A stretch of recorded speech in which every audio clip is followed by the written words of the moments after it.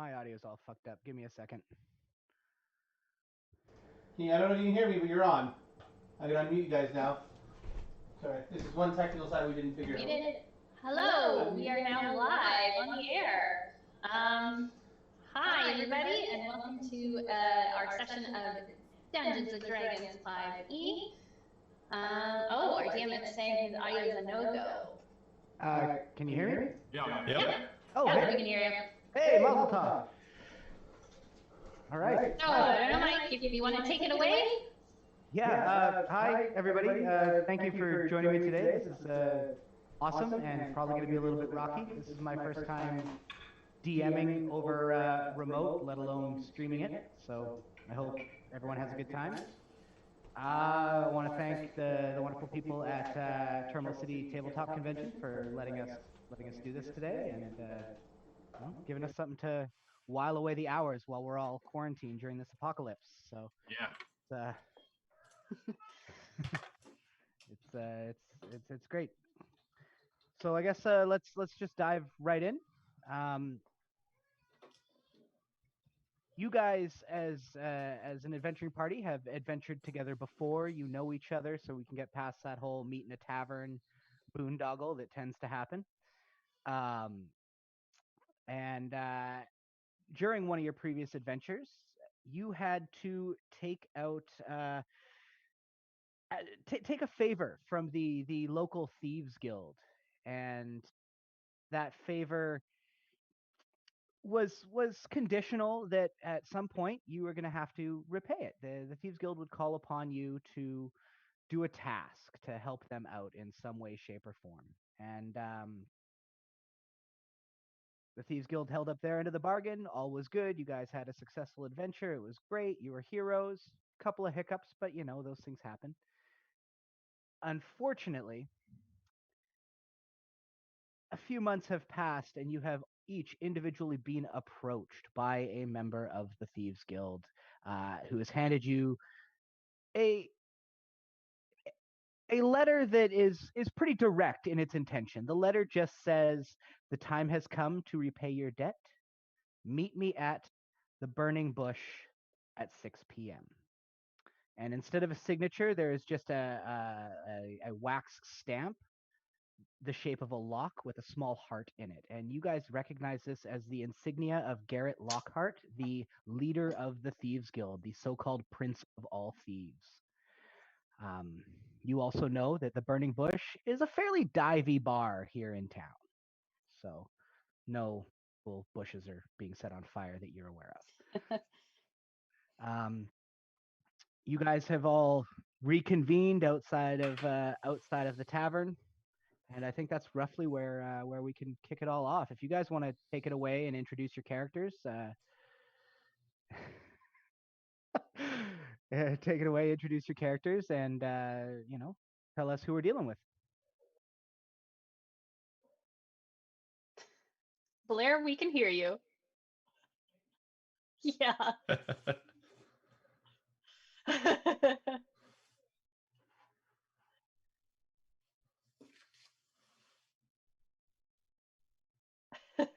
Found it. We're missing somebody, aren't we? Or am I crazy? No, we're good. No, Jesus, there he is. Okay, sorry, it's my first time using Zoom, so everything's all. No, full screen mode is terrifying. We don't like that.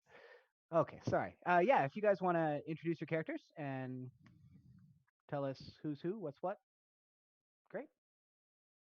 Sure, I'm happy to go first. So I am Aquaria Fleetfoot. I am from the clan Fleetfoot.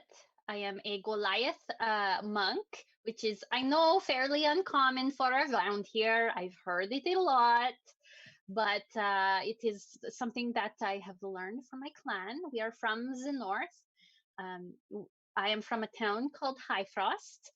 Usually I am seen adventuring with my brother Oklo, but he has gone off as he often does.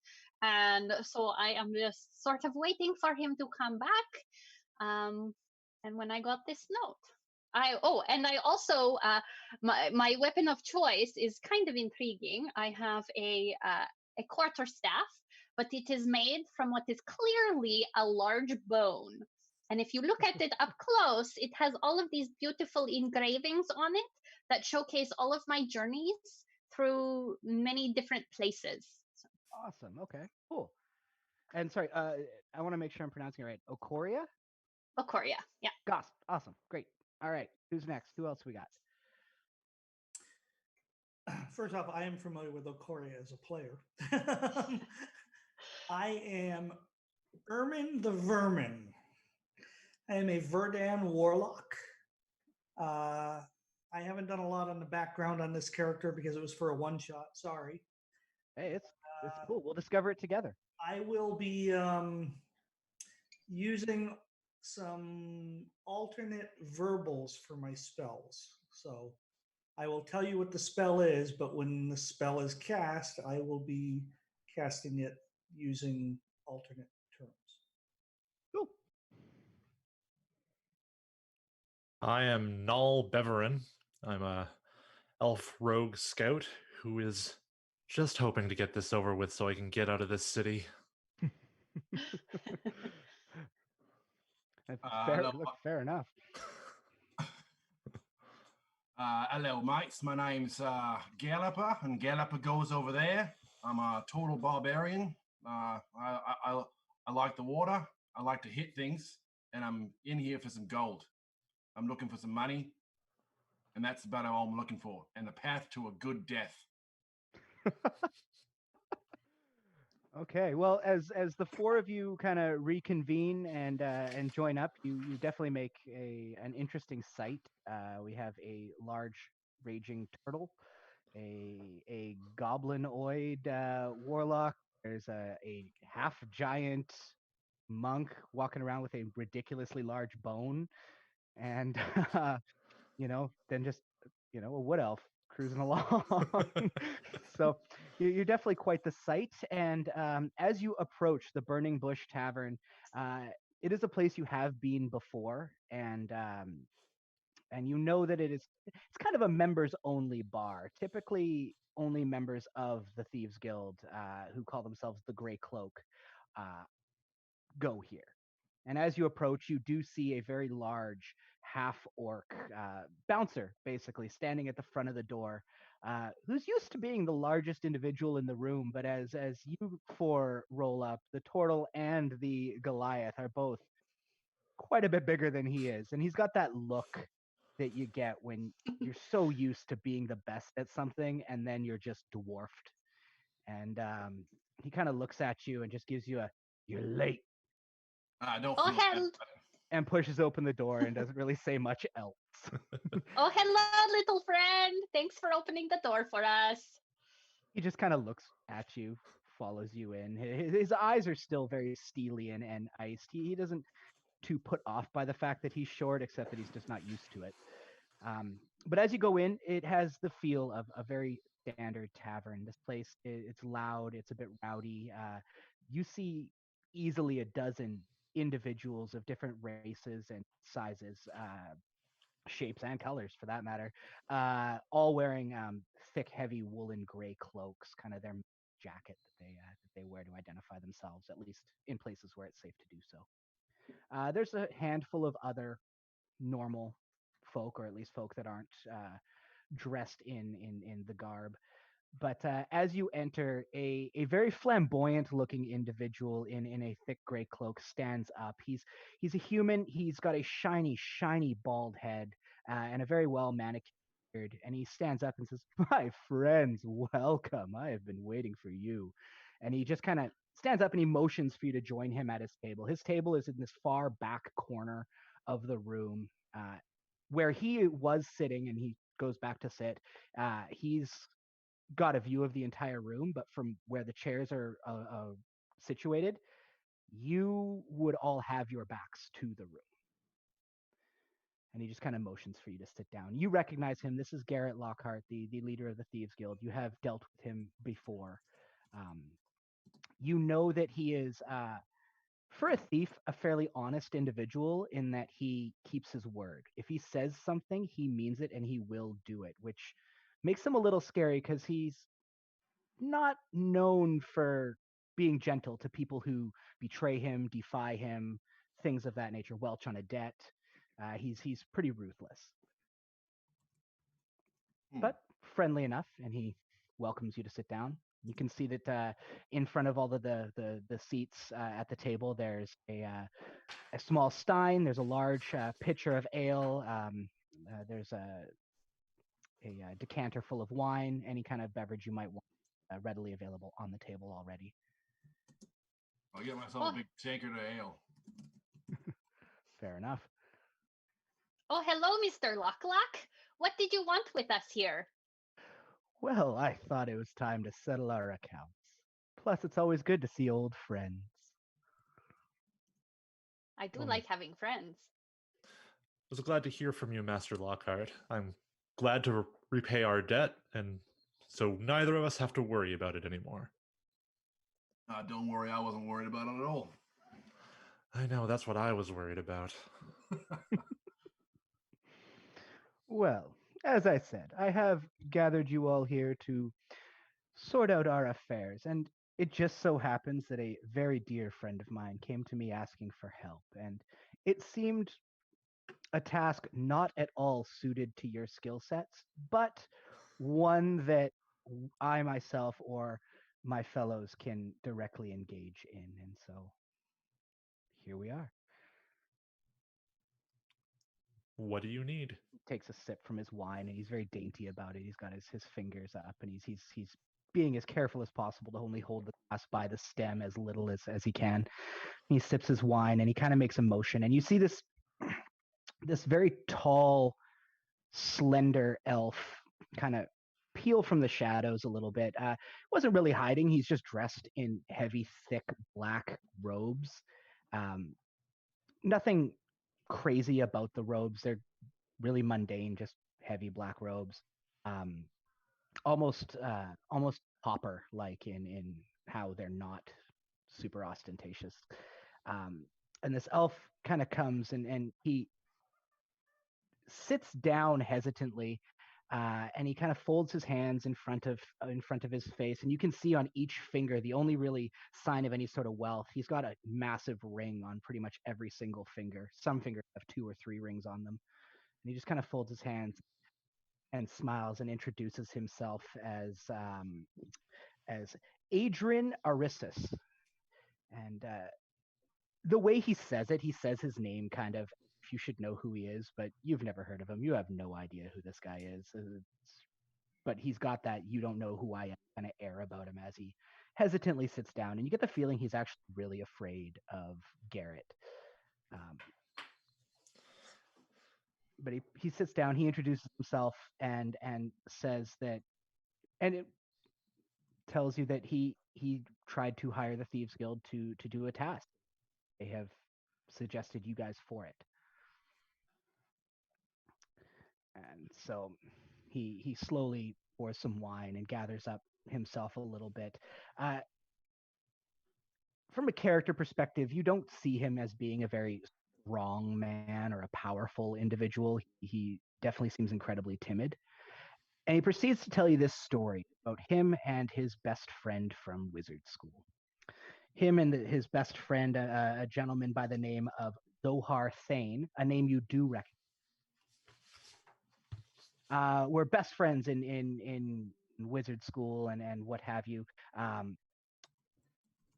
with a very friendly rivalry in the way that a lot of friends do. They were constantly trying to out each other, one up each other, be better than each other, and eventually it escalated to actually a fairly serious rivalry that came pretty close to destroying their friendship, and they decided to try and squash the whole thing by having a contest between the two of them, a friendly wager to see who, once and for all, was the better wizard. For this wager, they put up a very small but personal token, very little real value, but to them it means a lot. They had their duel, and for the last 20 years, Adrian here has believed that Zohar beat him fairly. It has since been revealed that Zohar cheated during this contest. He had one of his apprentices giving him some additional magical powers that allowed him to win. As such, Adrian believes that the token that he lost in this bet is rightfully his. Now, he can't go and just take it or magically make it disappear for various reasons that he doesn't want to get into. And Garrett has also mentioned that they can't get involved because, for various other political reasons and things of that nature, they're not going to go after Zohar Thane, who you know here in this town is kind of an aristocrat. He's a little bit rich. Well, he's actually very rich. He's got a lot of dealings with various merchant guilds and things of that nature. And it would just be to the Greycloak's detriment if they got caught trying to steal from this guy who's got his finger kind of in every pie in town, which is where you come in. Nice.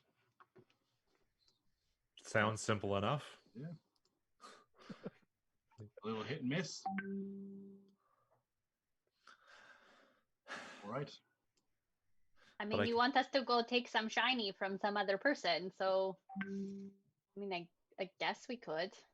Yeah. I mean, there's no I guess. We do it. That's part of the deal. It's true, my friends. That is the deal. But I can tell you that this will square all of our accounts, and it will leave us as friends. And I would like more friends. I do like having friends.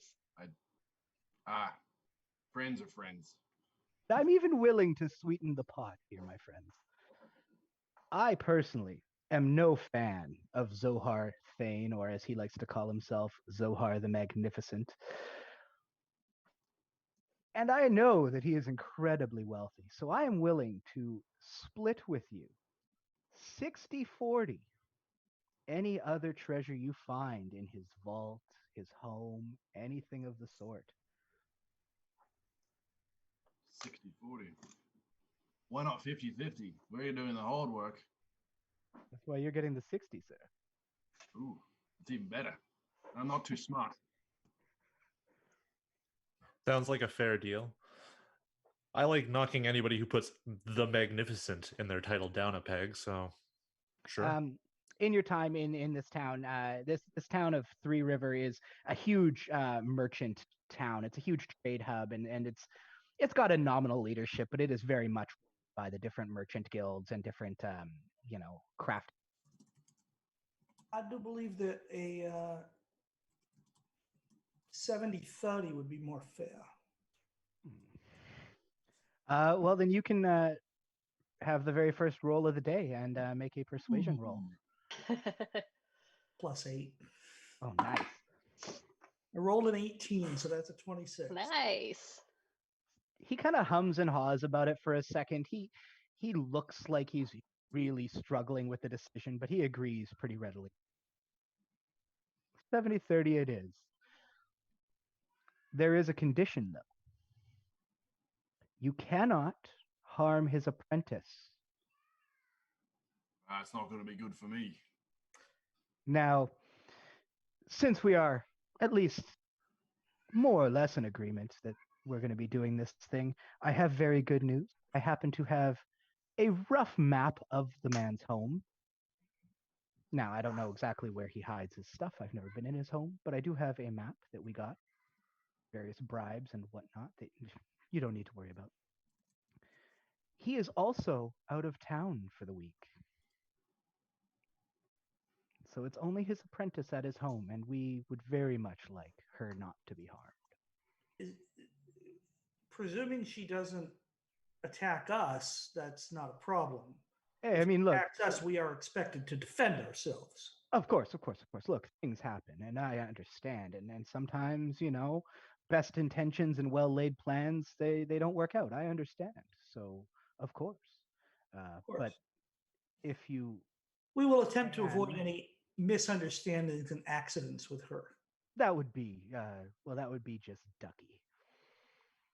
And if we do get in a fight with her, we'll hopefully, he looks at the barbarian, not kill her if we do have to come to blows. Well, like I said, accidents do happen, and just do your best. I'll do my best. I do try to avoid hurting people. That is my preference, so I will be Ours on as the well. lookout.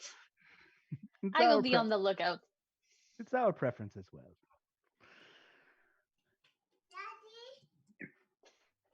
So let's see this map. You hear in the corner a small child, or one of the thieves practicing their childlike voice.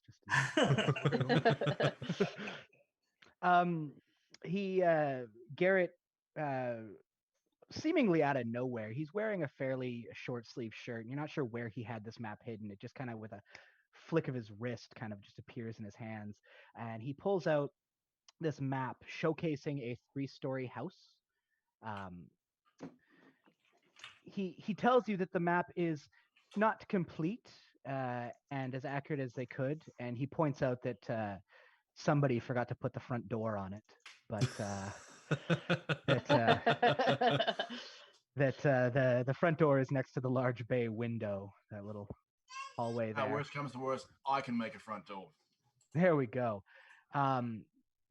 You guys all had the map emailed to you, which is helpful. Now, if only I could find my copy of it. Oh, Admin Blair, would you kindly share the map to the Zoom chat so we can see it?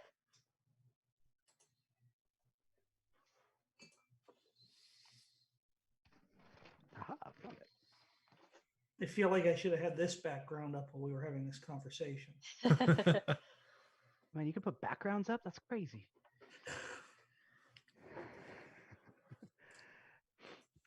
He shows you this map, and it's a fairly standard 3-story townhouse. You've seen several very much like it in your travels through town. It's located in the rich part of town, and yeah, it's What time is it around? it's early evening, like 6, 7-ish. Do you guys want to go there and smash this tonight or what?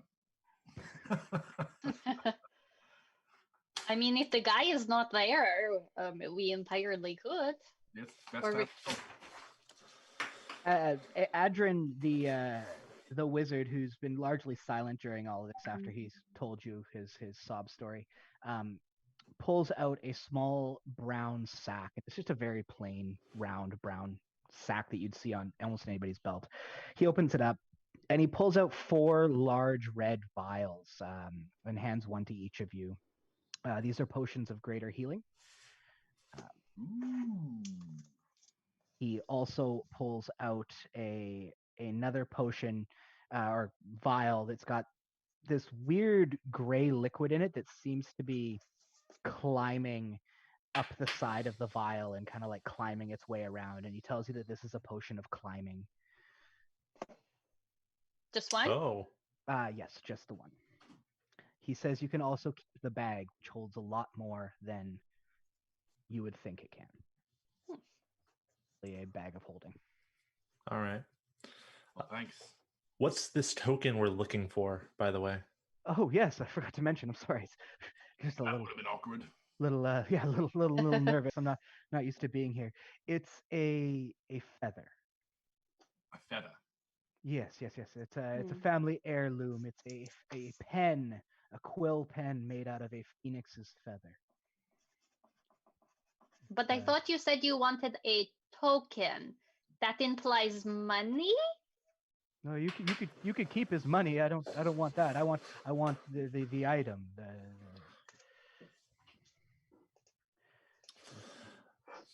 All right, that's. I can assure you, it has very little value to anybody but me. I mean, unless you like writing in different colors, it really. Well, I like colors. I got tattoos all the way down my arm. Yeah, I mean, yeah, colors are great. He just kind of keeps looking at you. He's not used to seeing a turtle, and constantly side-eyeing you, and just nervously running his hand, like wringing his fingers over his rings and just kind of looking at you guys. He's definitely very out of his element. At that moment, in Ermin's voice in his head, he hears, "Be calm. No harm here. I have limited telepathy 30 feet." Racial ability. I communicate simple concepts and ideas. Yeah, he kind of smiles and nods. I need you guys to give me just 2 seconds as my cat is having a meltdown being locked in the closet here. So I No worries. apologize. 1 second.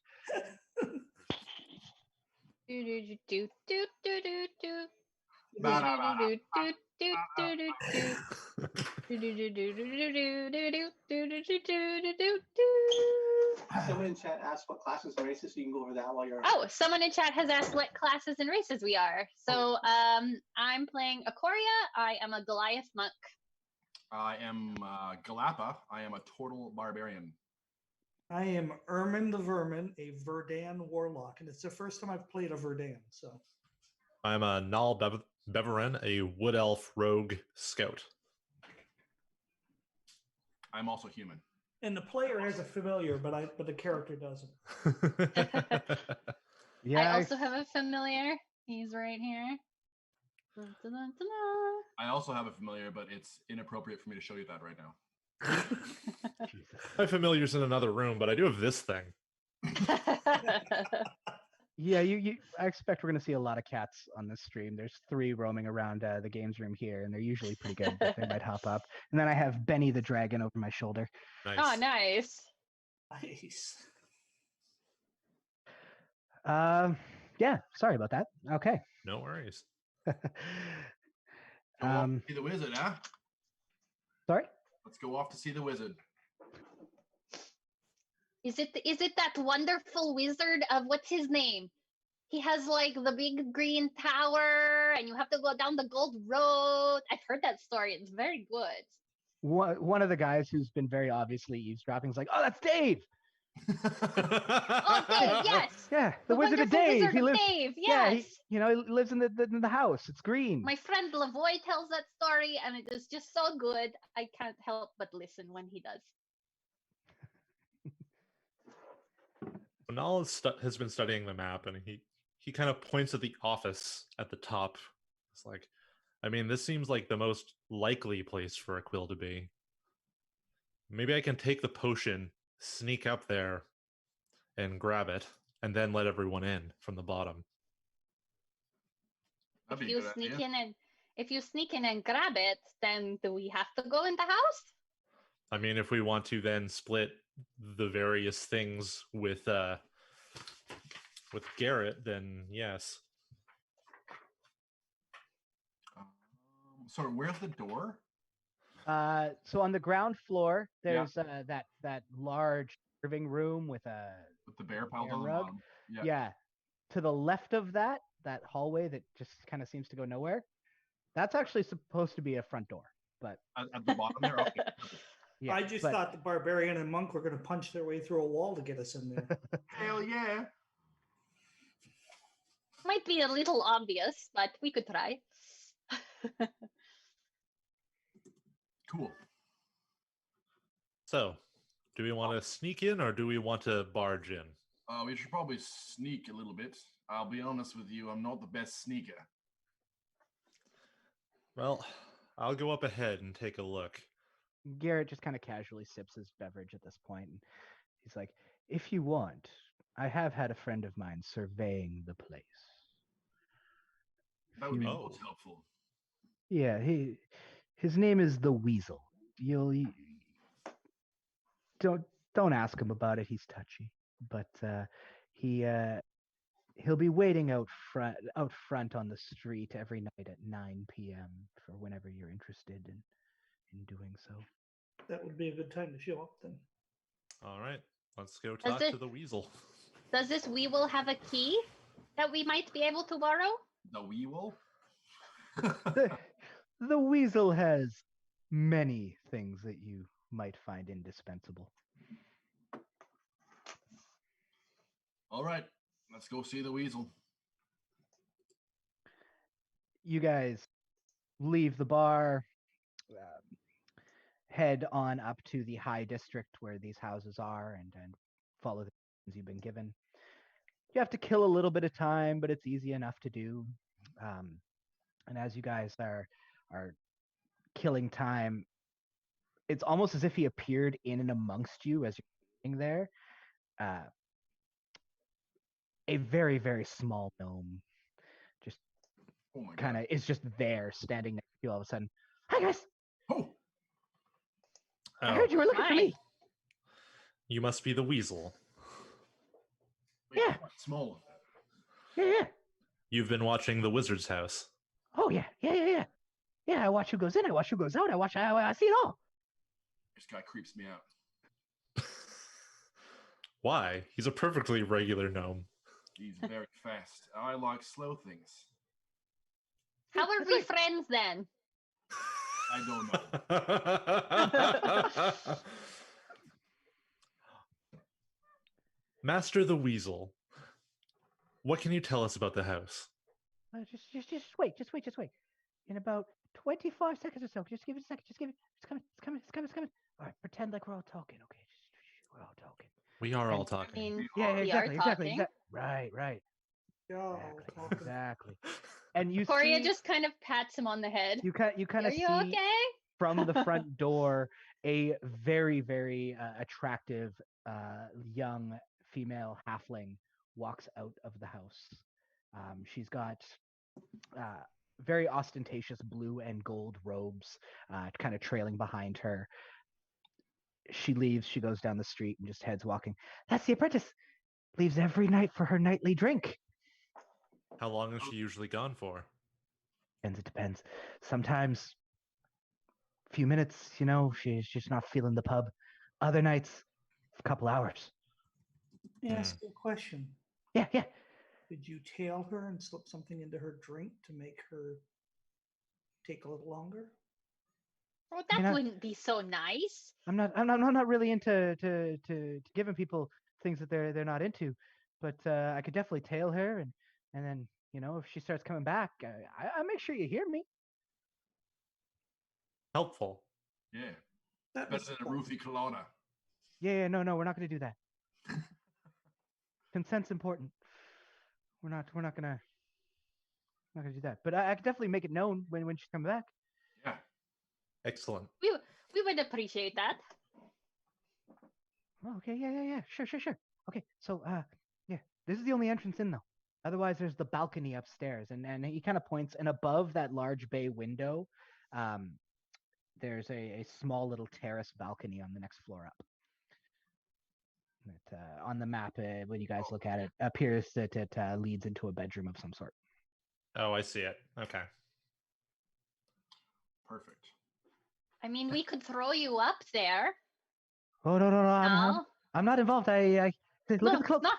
Look at the cloak, and he shows that he's got like a gray cloak. Can't be involved. I'm not here. Not you, my friend now. We could throw him up there. I hold Yeah. up the vial. I'm like, I could just climb. Or we could throw you. I don't know. But we could throw you. It would be so fun. Mal just puts his face in his hands. Yeah, at this point, Ermin says, perhaps we should focus on our mission. All right, little man. How about you go tail that lady? You tell us when she's coming back. As you say this, you notice he's already gone. He just kind of slinked away when you guys were talking. Like right around the mention of being thrown, he decided, nope, he's out, and skeetered his way.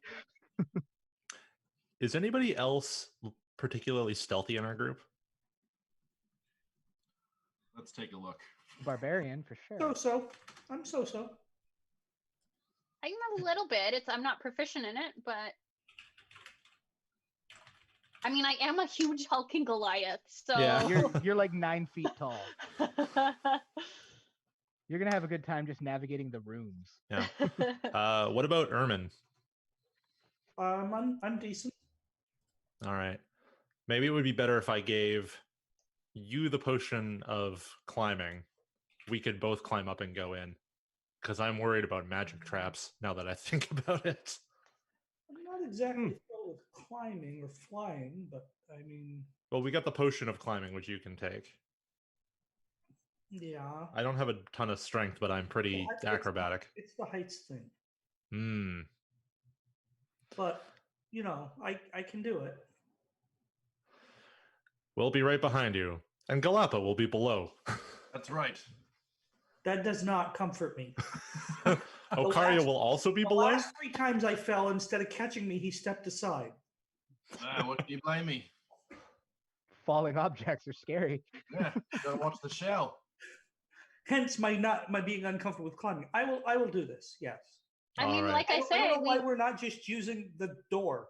we could just boost you. Why don't you guys go up and we'll go through the door? No, I think Ermin's right. Let's keep the potion in case of an emergency. I can probably pick the lock. Probably. I thought this is what you did. I mean, I'm more for scouting around in forests, but, you know, I know my way around a lockpick set.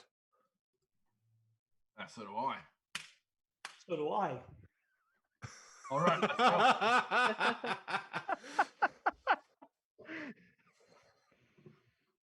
All right, let's You can't do it. One of us can. sounds great. Let's do the thing. All right. Do you want to go scout out to the door and we'll kind of keep back a bit? Is there Is anything it around possible- like the is front it- door? Is is there it like trees we feasible can hide for- behind or something like that? Sorry. So as you look at the house, as you're kind of standing across the street underneath a street lamp where you met the weasel, the house has a more for show than anything gate that goes around the property, or like a fence that goes around the property. But it's one of those fences that's got just a clear opening to walk through, no actual gate or anything like that. And then just a small gravel path that leads up to the front door. And on the side of the gravel path and around the side of the house are some well-tended to plants and foliage.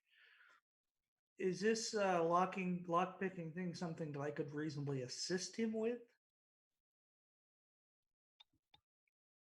Sure, why not? Okay. Yeah. Pick the lock with advantage. Go for it. Yeah, that's what the help action's for. Yeah, I dig it. I'm into it. I wasn't sure if it would apply to picking a lock. That was. Yeah, you're keeping watch. You're looking out for him. Yeah. We're going, hey, no, a little more. Look, yeah, just like that. Okay, so this is assuming that we get through that gateway without any magic going off. I'm imbuing him with confidence by sending simple thoughts to his brain about how calm and serene and confident and safe he is here. So first roll a stealth roll, both of you, because you're trying to stealth up, I assume. Oh gosh. Is everybody going up to the front door at the same time, or is it just you two first? While they're doing that, Okoria is going to start looking like in the bushes and under things to see if there's a hidden key. Because she's heard from Lavoie stories that people do that. Or okay, yeah. Make Okoria, you can make an investigation roll. I got 32 stealth. Oh yeah. So I rolled another 18, which gives me a 23. Nice. Yeah, you guys are like shadows. You just sit right on up. I rolled a 7 for investigation. You're looking around. You're checking under every rock you can find. Doesn't seem to have a key hidden into any of them. Ermin looks to Okoria and goes, "You talk about this Lavoie a lot, but he doesn't seem to help that much." Is he like your? Is he your patron? No, he's a friend of mine. I have lots of friends. It is nice. I like to make friends wherever I go.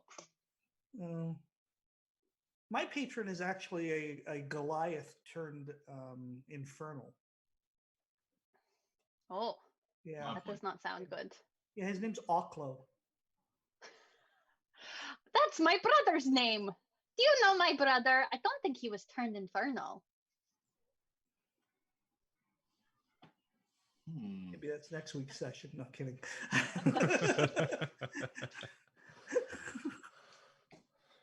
All right, so if nothing happens on our way to the door, I will try and pick the lock. Absolutely nothing happens on the way to the door. By all accounts, this is a very mundane fence, a very mundane path, and a very mundane door. Like it's a nice, heavy, thick wooden door that you'd expect on a house like this, but nothing outstanding about it, and you're not getting electrocuted or anything like that going near it. All right. So with my advantage from Ermin's help, Yeah. I got 21. You hear a very telltale click as you work your lockpicks and the tumblers fall into place. It's just a loud clunk, and the door just kind of naturally on well-oiled hinges kind of just starts sliding open.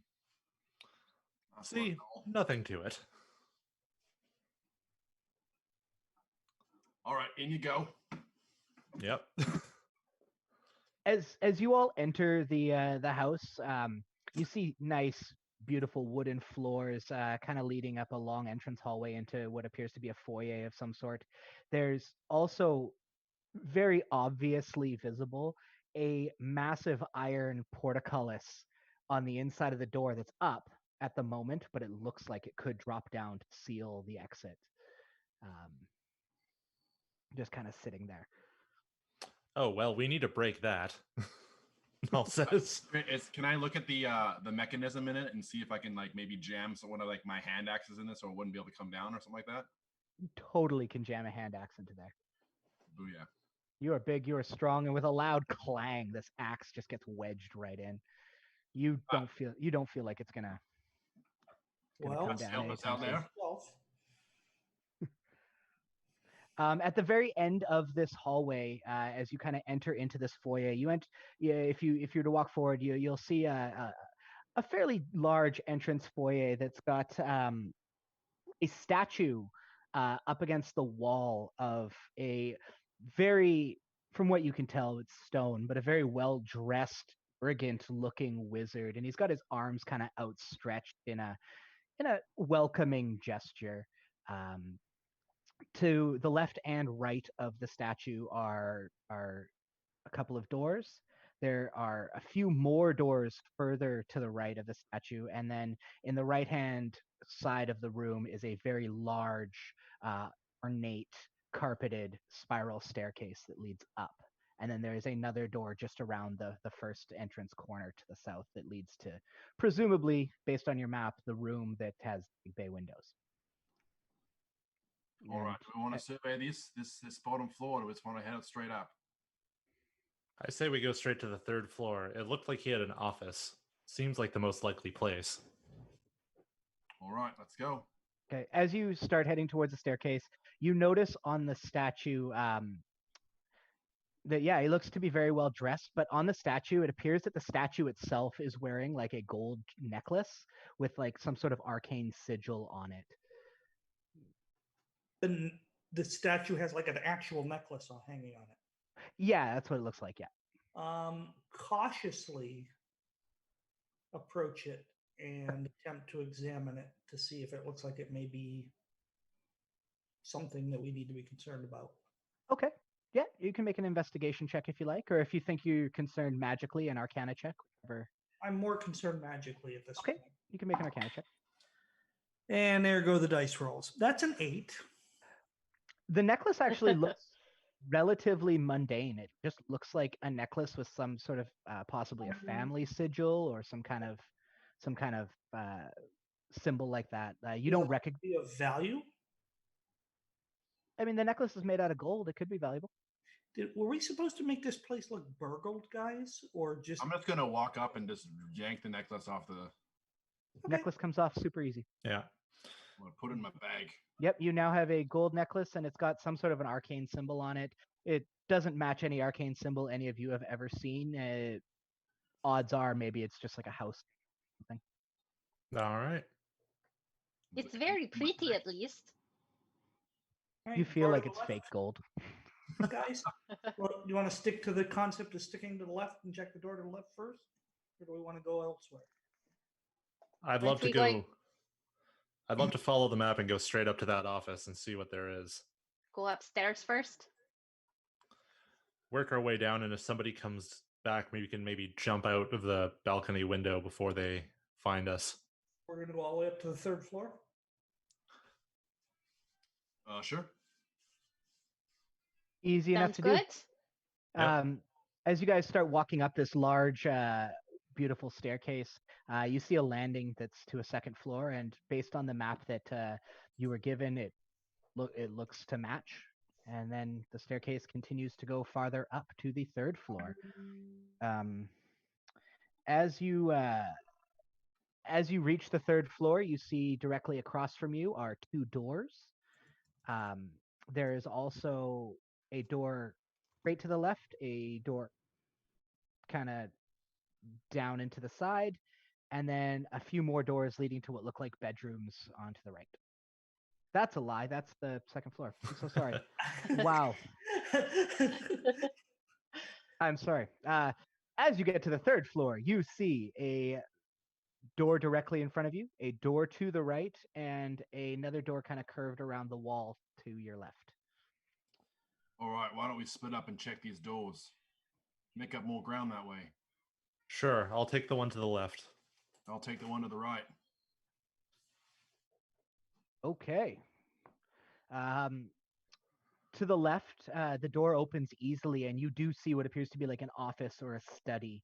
There's a very, very comfortable looking chair, a large desk with papers and scrolls and all sorts of knickknacks all over it, as well as a couple of bookshelves that are in more or less complete disarray. And in the southeast corner of the room is another door. All right. I will start searching through the desk, looking for the quill. Okay, make an investigation check.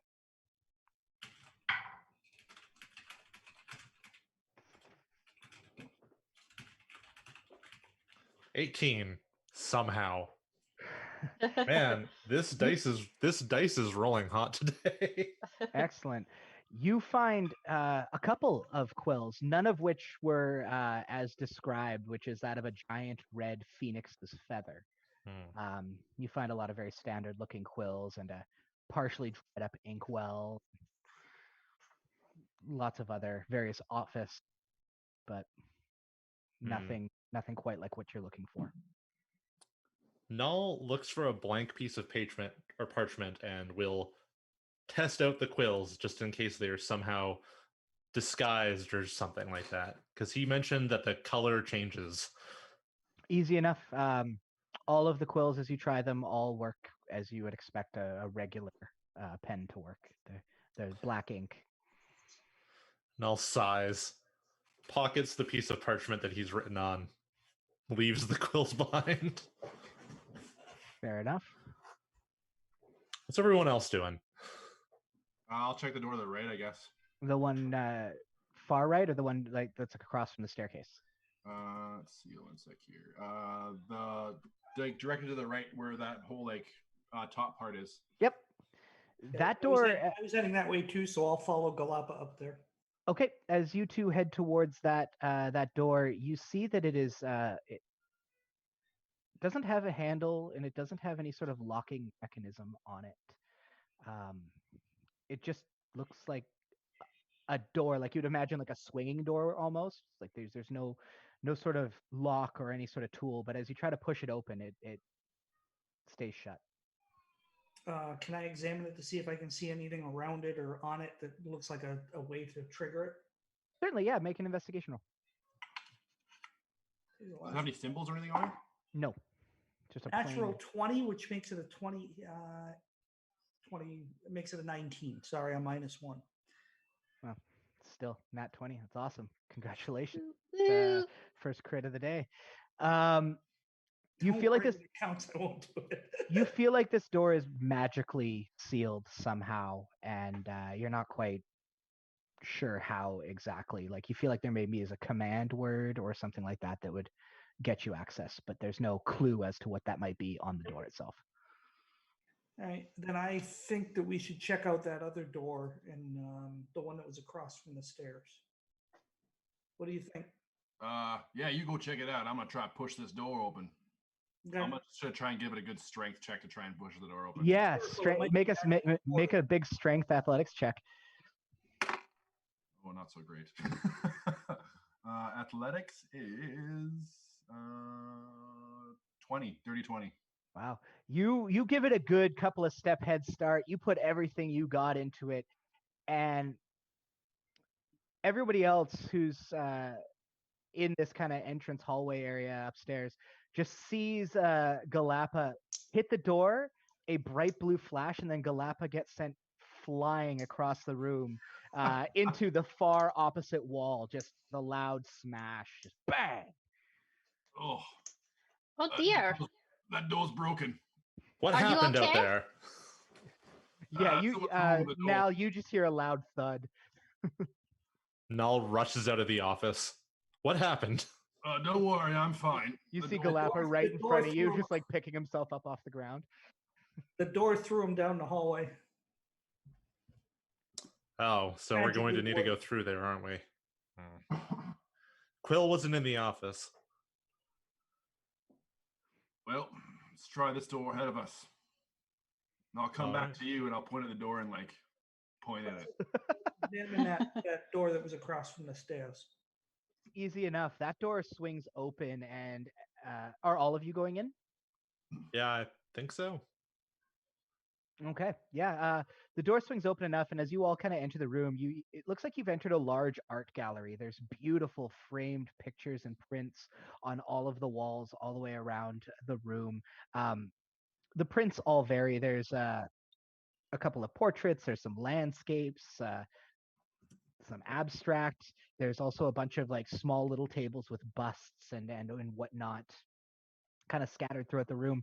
Directly across from the door on the basically what would be the outer wall, the left-hand wall, directly across when you go in, there are three very large, about 3 foot, 4 foot wide, floor to ceiling high paintings. One depicts a beautiful mountaintop vista that you can kind of like looking at it. You almost feel like you're on top of the mountain.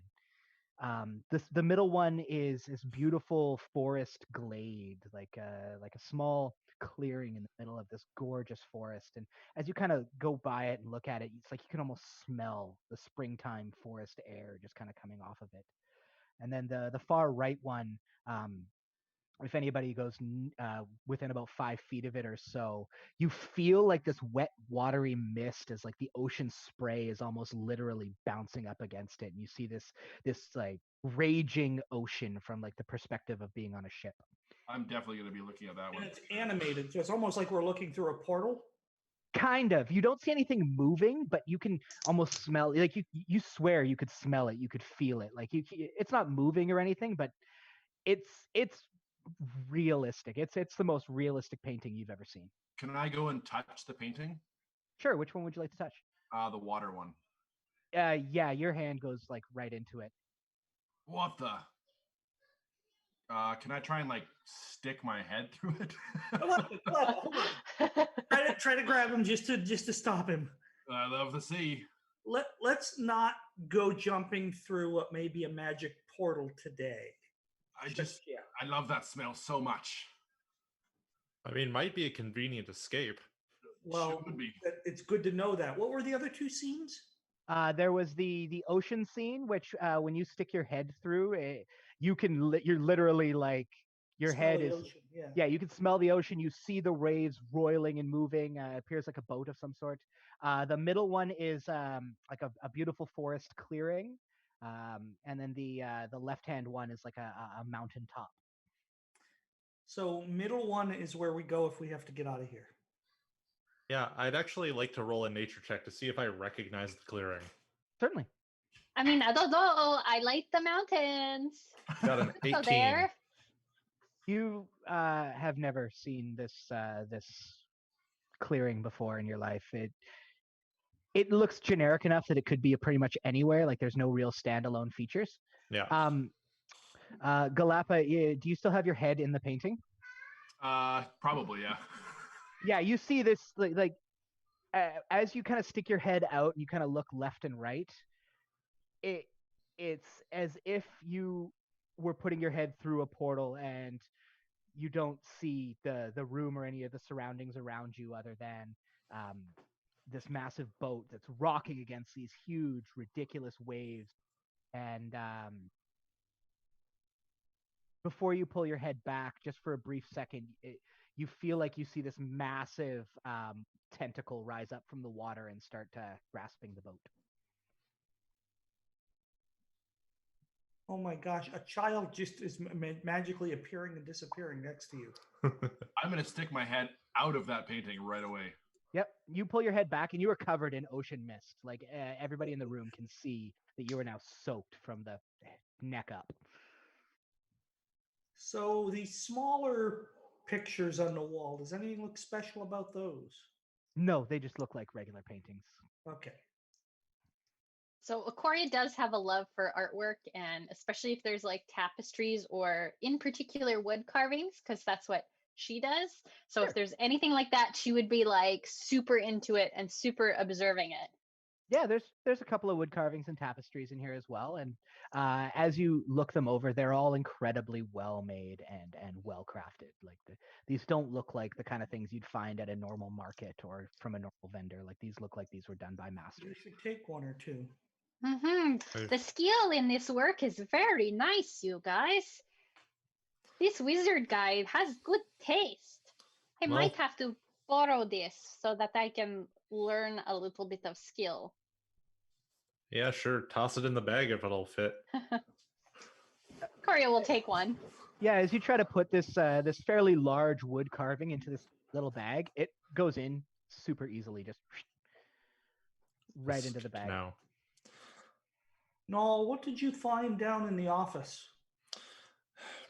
Nothing much. Some regular quills. I tested them all in case it was disguised somehow, but they all seem to be normal. Did you take them all? No, I just left them. They're just quills. Did you did you happen to go through like the whole room or just that one little office space? Just went Just the through office space. There is another room behind, but I didn't want to get too far from the rest of the group in case, traps. We should go check that, and then we can come back and see what we can do. Did you find any writing? Like, Oh, I found a lot of writing. Ermin just gets his thought and runs into the office. Yeah, And Ermin's he in the starts office. looking over the desk, opening the drawers, looking on the bottom of the drawers. He's looking for a word or some sort of symbol that might indicate a word. Ermin can make an investigation check for me if you'd like. Another gonna be- natural 20, which gives me a 19. Holy Wow. crap. I am on fire. Shenanigans. Yeah, you're I got crushing the it. dice right here. You give this office the full up and down. You check every nook and cranny, every possible hiding place you could imagine. And while you definitely find a lot of like half finished notes and whatnot, Zohar appears to be one of those guys who writes down every thought he has, regardless of context. And you find a ton of those hidden everywhere. You don't find anything that appears to be any sort of command word. You do, however, find a small silver key, just a very like standard looking key. Into the bag. No, we're going to carry that because we're going to need it somewhere in here. Can I go check the door? The one, Like the library door? yeah, definitely. It is. I'm gonna cautiously like just touch it. Yeah, as you've got And that door. I will step aside so I'm not being behind. Yeah, that door PTSD. As you touch it, it swings open freely. Like you barely have to put a hand on it, and it. Very wide well open. oiled This was doors. not broken. And you can see this definitely looks like a library. Like completely across from the door is just a bunch of bookshelves. All right, I'm gonna go take a look and see if I can see any like books that look like expensive or have like nice binding or like nice filigree on the back of it or anything like that. Sure, make an investigation roll as you walk into this library and check it out. Not great. Investigation. A whole 5. I want to look for something in there that looks like a journal or a diary. Okay, you can also investigate. And now we're back to good. That's a 4.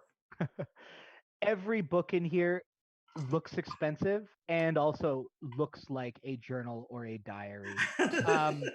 As you pull a couple out and take a look at them, you see one that's been heavily leafed through, and it's got kind of hastily scrawled on it the comprehensive procedures on tumbling.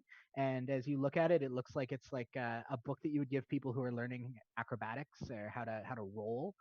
It teaches somersaults and stuff. Another one you pull out is titled "Who Touched My Cheese? The Beginner's Guide to Mage Hand."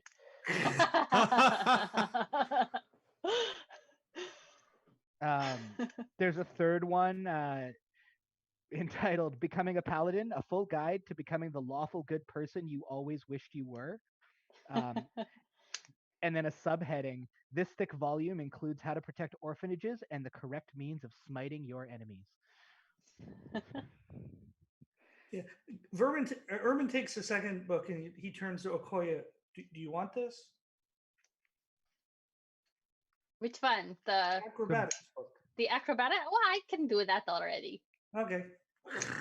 But I have a friend who really likes books, so I'm just gonna take a few of these. And she just kind of grabs a mitt full in her big hand and just puts them in the bag of holding. Sure, yeah. Without even looking at what you got, you just grab a bunch of them. Yep. In amongst like the handful that you take, there's like a loose leaflet of paper that just kind of drifts out from in between them. And it looks as you snatch it, it appears to be a scroll, a spell scroll. Ermin, you've got a bit of a magical knowledge, and as you take a look at it, the runes on it, it appears to be a scroll of enchant weapon. You feel like you could enchant somebody's weapon to be magical with this. But anybody have a weapon they need enchanted? Generally speaking, it was just like shoved in between a bunch of papers hazardly. Is this something that could just be cast immediately, or would it would take an action to do it, or if you wanted to do it outside of combat, yes, it'd be easy enough for you to. Anybody have an item? This looks like it'll enchant a weapon. Can I tell what it'll enchant it to do? Side effects. Based on the make an Arcana check for me. Thankfully, I'm proficient in Arcana, so that's a 4. Ooh. Wow. Oh no. Based on your readings, it looks like there's no real side effects. You feel like it'll last for a couple of hours, and effectively will just make your weapon magical. You feel like maybe it would guide a weapon's strike to hit better, and probably deal more damage when it did. Mechanically speaking, from a mechanical standpoint, it would make a weapon a +1 weapon. I'll slam down my big axe called Ripper. How about Ripper right here? Ripper! Put my hand on Ripper, open the scroll, and unless somebody objects, look at the others, read it. Yep, you read the scroll, which is a bunch of guttural sounds that make like no sense to anybody who would be listening. And then the scroll just erupts in flame in your hand and just turns to ash. And you see that Ripper now is kind of, for a very brief second, glowing this bright blue glow, and then that glow just kind of dissipates into the weapon. Oh yeah. Thanks. You definitely feel like your weapon's a bit more powerful now. I'll give it a spin and put it back on my back. Can everybody that's in this room make a perception check for me as well, please? Those good rolls are gone. 18? 15. 11. Excellent. Perception, 12. All right, the 15 and the 18. You hear the sound of crinkling paper, like that sound of somebody crumpling up a bunch of paper, just coming from one of the back corners in behind a bookshelf.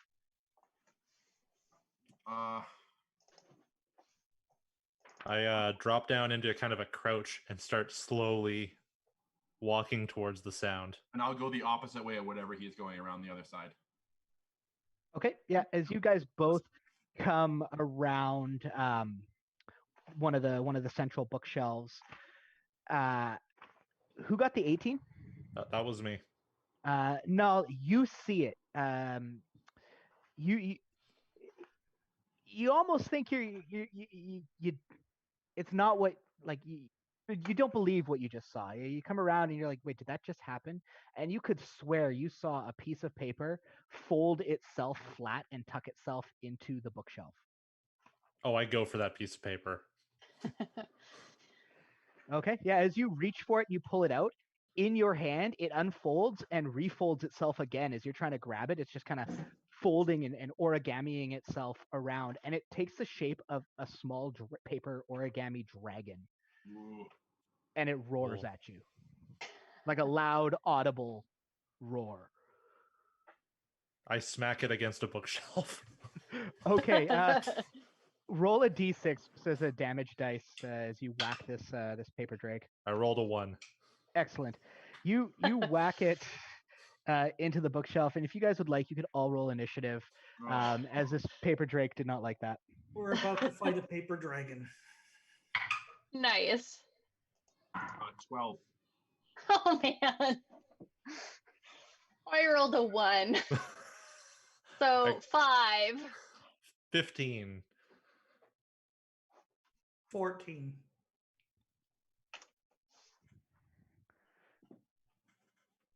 All right. Null, you're going first. I guess I'm gonna notch an. No, am I still holding it? Or did it No, just... no. It like folded out of your hands, drifted down like a piece of paper, and then folded back up. Looking at it though, like in its dragon shape, it's about the size of a large cat. Like this is a big piece. This is like a legal size piece of paper. Like it's a big piece of paper. Yeah. Null is gonna draw his rapier and attack it. Yeah. I mean, sorry. At this point, had Galapa gotten around the other side? Yep, Galapagos. You've seen this. You have witnessed the paper drake. 14 plus 8, 20, 22 to hit. Yeah. And is Galapa adjacent to it? He's not quite up against it just yet. Okay. He's kind of come around. So then I don't think sneak attack. I haven't played a lot of rogues. So 6 plus 5, 11 damage. 11 piercing damage. Ouch. Yeah, you stab this piece of paper. Stabby stabby. It makes that sound from Jurassic Park of the raptors that are calling to each other as you stab it. Oh no. Like that coughing sound that they made. I'm not going to attempt to do that because that'd be terrible. But it makes that sound, and you can all hear the rustling of another piece of paper somewhere in the room. Ermin, you hear this coughing sound, and can I move to where I can see this? Paper folding. Yeah, you kind of watching Null and Galapa run around. You kind of popped around to kind of catch this as well. And while you didn't see it origami itself into the shape of a dragon, you see Null. You're there in time to see Null stab this piece of paper with a rapier. Does it appear to have taken damage? It's got a hole in it. Okay. I will look at it, gesture with my hands, and I will say, Pasigi la mortingion. Okay. And that is Toll the Dead. Okay. Nice. It needs to make a wisdom save DC 16. Oh, yeah, no, it doesn't do that.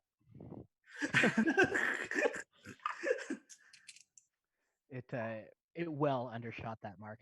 That would be 12 points of, is it necrotic? Yeah, necrotic damage. Ouch. Gods, I love Toll the Dead. What a great cantrip. Oh, excellent cantrip. Yeah, you see this piece of paper dragon, like this spectral ghostly flame just kind of erupts around it briefly, and now it's got like these little singe marks around it. Galapa. All right. How far away is it from me? 10 feet or so. Can I try and move around so I can flank it with? Yeah. And I will attack it. Yeah. You just march right on up to this cat-sized piece of paper, and you're a giant turtle, so you would turtle 19. too. Oh yeah. Yeah, you smash it. This thing doesn't appear to be too agile.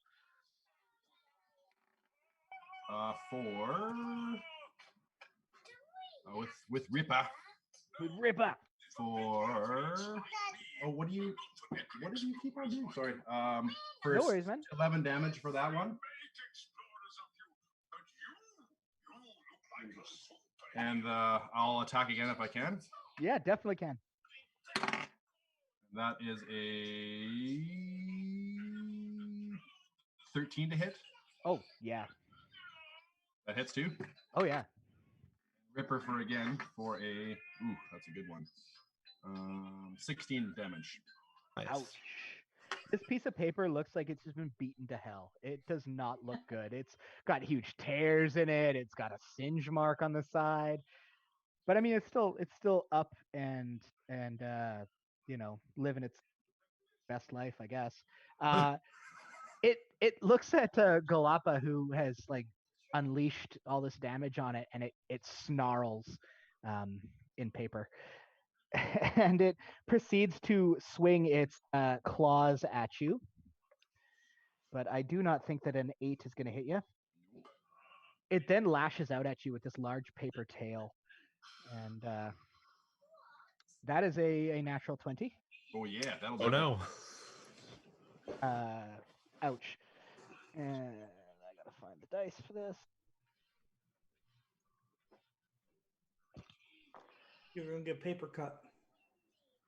It's going to do 29 slashing damage to you as it stabs you with this razor sharp Oh my tail. goodness. Wow. That's quite. I definitely should have raged before this. Fun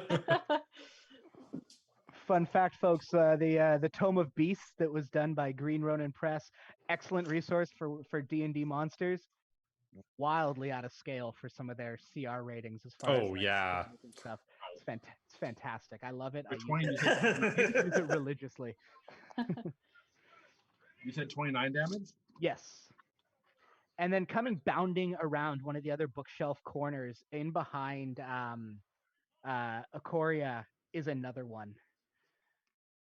And it makes that same like Jurassic Park raptor honking call, and it attempts to bite and slash at Ikoria with its claws and teeth.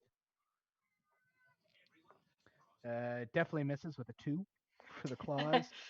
I should hope so. And the teeth also are going to miss with a 6, I believe. So Yes.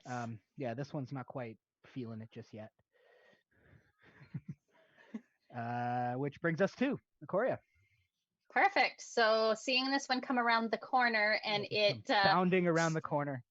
It screams in what sounds like, and how Ikoria would say it is the nonosaur to her.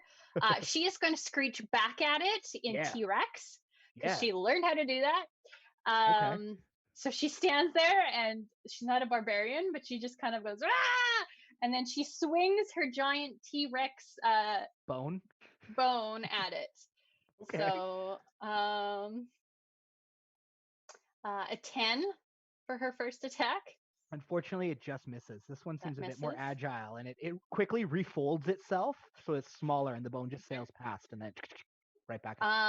Then my second attack, she'll try again. That one was a 12. 12 does do it. Oh, good. Okay. You catch this one on your backswing as it's reforming itself back to where it was. You just bash right into it. So that one's 10 bludgeoning. And then as her bonus action, she lets go of the staff and just brings her hand around to just kind of smack at the little paper dragon. Mm-hmm. Hope that's not the right one. 16. Good old-fashioned unarmed strike. 16 definitely hits. For 6 bludgeoning. Ouch. Yeah, you slapped this piece of paper. Stupid paper. And we're gonna roll right back up to the top with now. You just watched this dragon somehow form out of paper a 10-foot long tail and skewer your turtle friend right in front of you. Yeah, well, that's just not gonna stand. Luckily, he's adjacent to an ally, so you I guess have advantage, and you have sneak attack damage. Woo, woo. I rolled 2 18s on the die. Perfect. All right. Ooh, that will be 27 damage. You shred it. You tear it up, and you see now about 7 or 8 sheets of paper just kind of fall to the ground, and they're just kind of lying there. All right, and I'm going to, because I presumably heard Ikoria fighting the other one, I'm going to start moving back towards her. Back around towards her. Easy enough to do. You could even get pretty much to where you'd be right up next to it again. I will stay at a 5-foot distance for the moment. Fair enough. Fair enough. Ermin.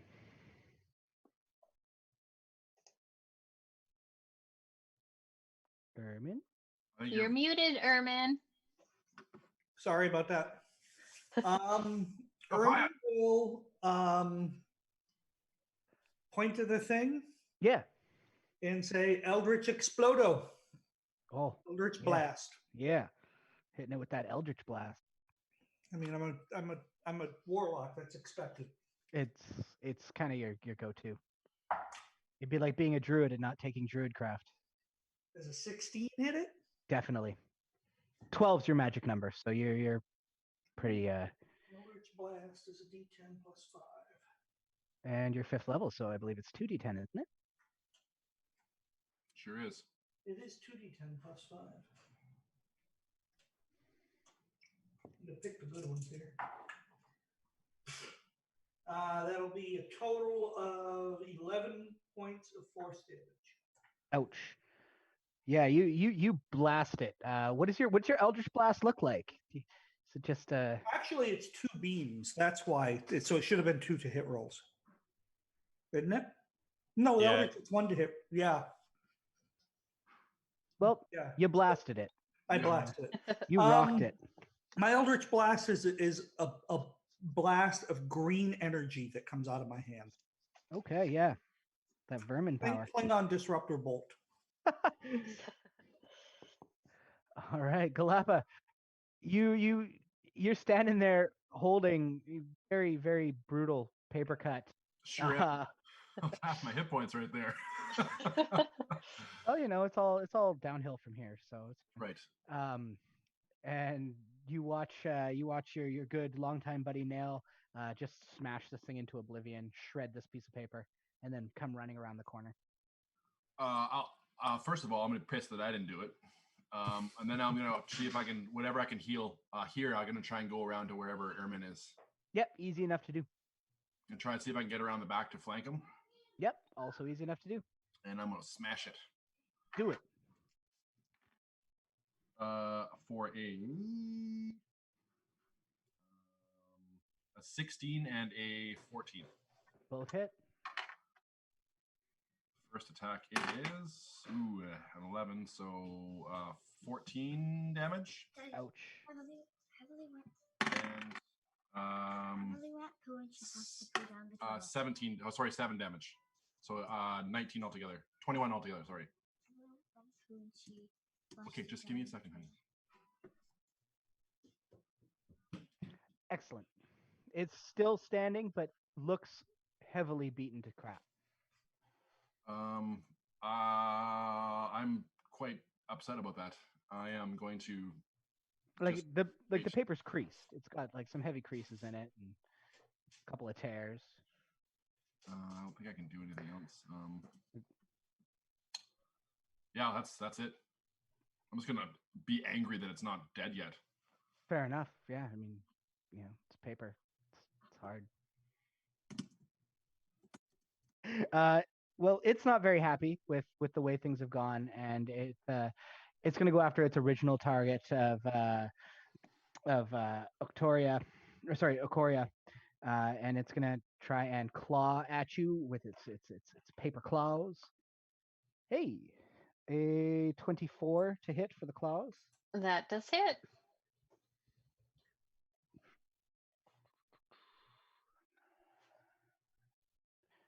For that's a lie. For 12 slashing damage.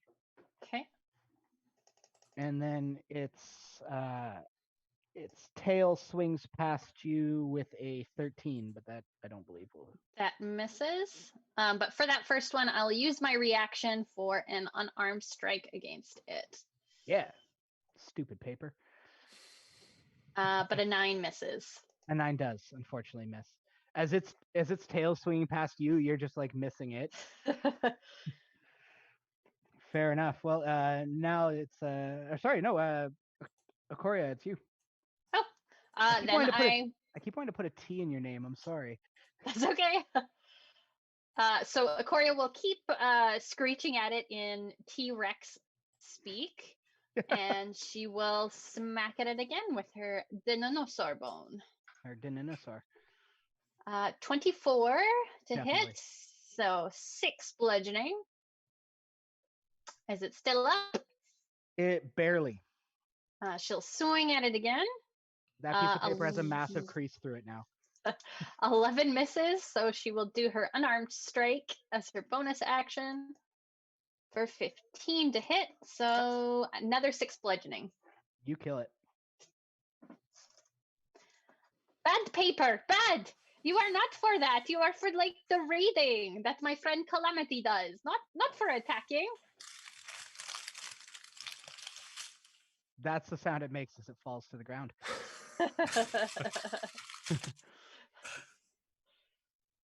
You hear no more sounds. This library seems oddly quiet now. Well, that was weird. That hurt a lot.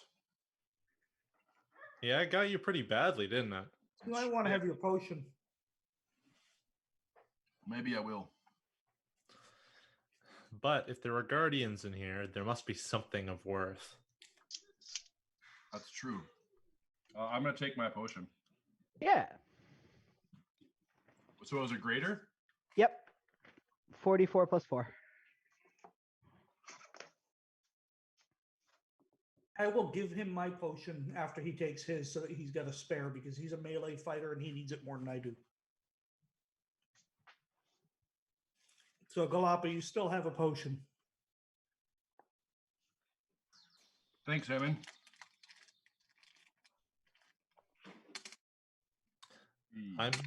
I'm gonna investigate and look to see if I can find any books that look like they're more important than other ones. Aquaria will assist. Okay. That's only a 10. I mean, you find a lot of important looking books. They're nothing that's like standing out. You do find a good handful of books that look valuable, though. I take them. Excellent. And also any books I see that seem to be about nature in any way. There's a couple definitely about nature in here. I Sure. also take those. Yeah. I like it. And Aquaria, you were investigating as well? Yes. Excellent. So 10. It is not her strength. No, not her strength. You're also finding a lot of miscellaneous books. There's the Brief History of Fael, the Lich Queen. There you got Ideas on Residents of the Tooth, The Lore of the Beasts, White Autumn, a tragedy stage play. All sorts of just mismatched volumes, and there doesn't appear to be any real organization about it.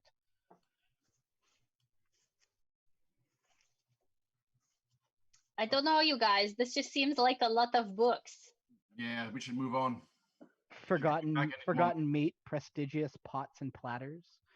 There's just all sorts of miscellaneous books in here. Well, do we want to try downstairs or do we want to try that door again? Well, I found this key in the office. I'd like to find it, see if it goes for something here. Maybe it works on the door with the magic field. Well, I didn't see any keyhole or anything like that before, but now that I know what to look for, I'm thinking I would go look around the door and the walls around it to see if there's something that looks like this key might fit in it. Makes sense. As you don't find anything quite like that up here. This key looks like it's incredibly mundane. Like it looks like the standard key that like anyone would get for the most basic of basic locks. Like you found it kind of buried in the bottom of a drawer, almost half forgotten. You don't feel like it would necessarily be for something incredibly important. All right. Roughly how thick are the walls? relatively thick, and they look like they're made out of heavy stone. Okay, that's not gonna work. Why don't we move on and check the second floor? Let's do it. I don't want this lady coming back. Yeah, it might as well. If we can't find anything down there, we know where we have to go. It's through that magic door. We go might find a clue Let's do- down there, though, on how to get that door open. Yes, let's try that. So you going to the first floor or the second? Second floor. Second floor. Going to the second floor. All right. Let's split up and see if we can search these rooms. Started from the top. Now you're here. Yeah. You guys head from the third floor down to the second, and now you see to your left a large set of double doors that lead to presumably a bedroom. Another set of another small door directly in front of you, two identical looking doors, and then to your right, two more doors leading to what appears to be a bedroom and one leading to a bathroom. I'll go to the right, to the closest door to the right, and start there. And I guess like the bathroom door. Yep, easy enough. That door swings wide open, and what you see is a beautiful tiled floor with a it appears to be like a solid silver clawfoot bathtub, big enough to fit or one turtle. And in the corner of the room is a marble statue of a beautiful woman, and she's got her hand out, and draped over the hand is a towel and a gold and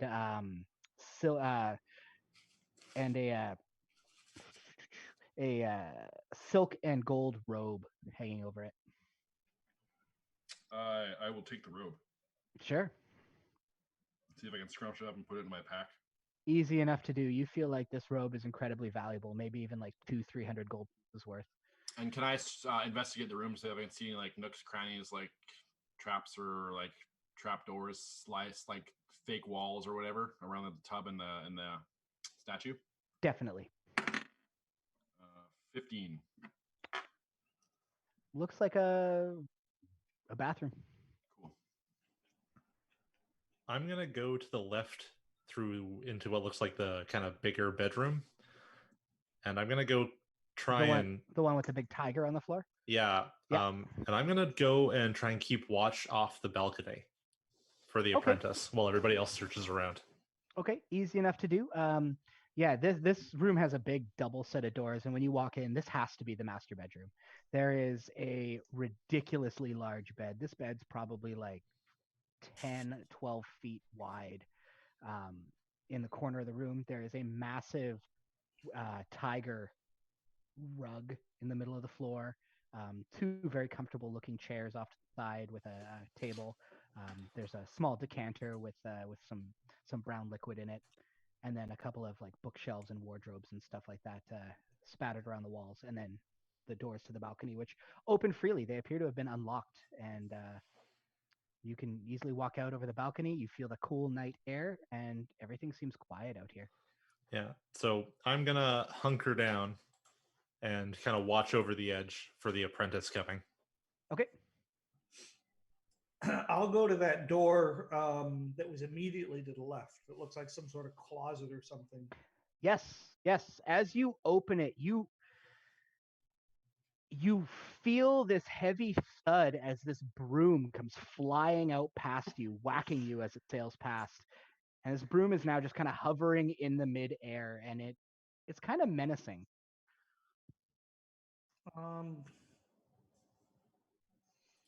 Ermin, don't you know now is not the time to be dancing with brooms?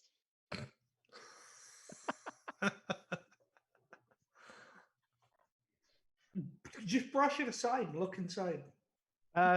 This appears to be like a utility closet. There's a couple of other brooms and a dustpan and miscellaneous other stuff in here. None of them are accosting me, though.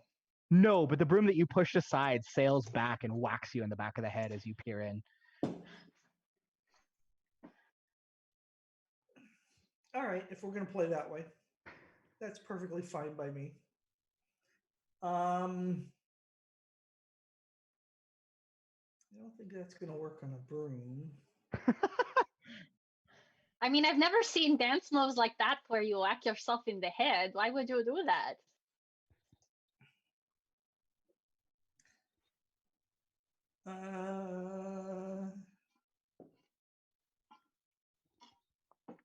Sorry, I'm thinking about some creative options here. No problem. I mean, this is a vile broom. That's Screw it. Take 2 steps back and Eldritch Blast it.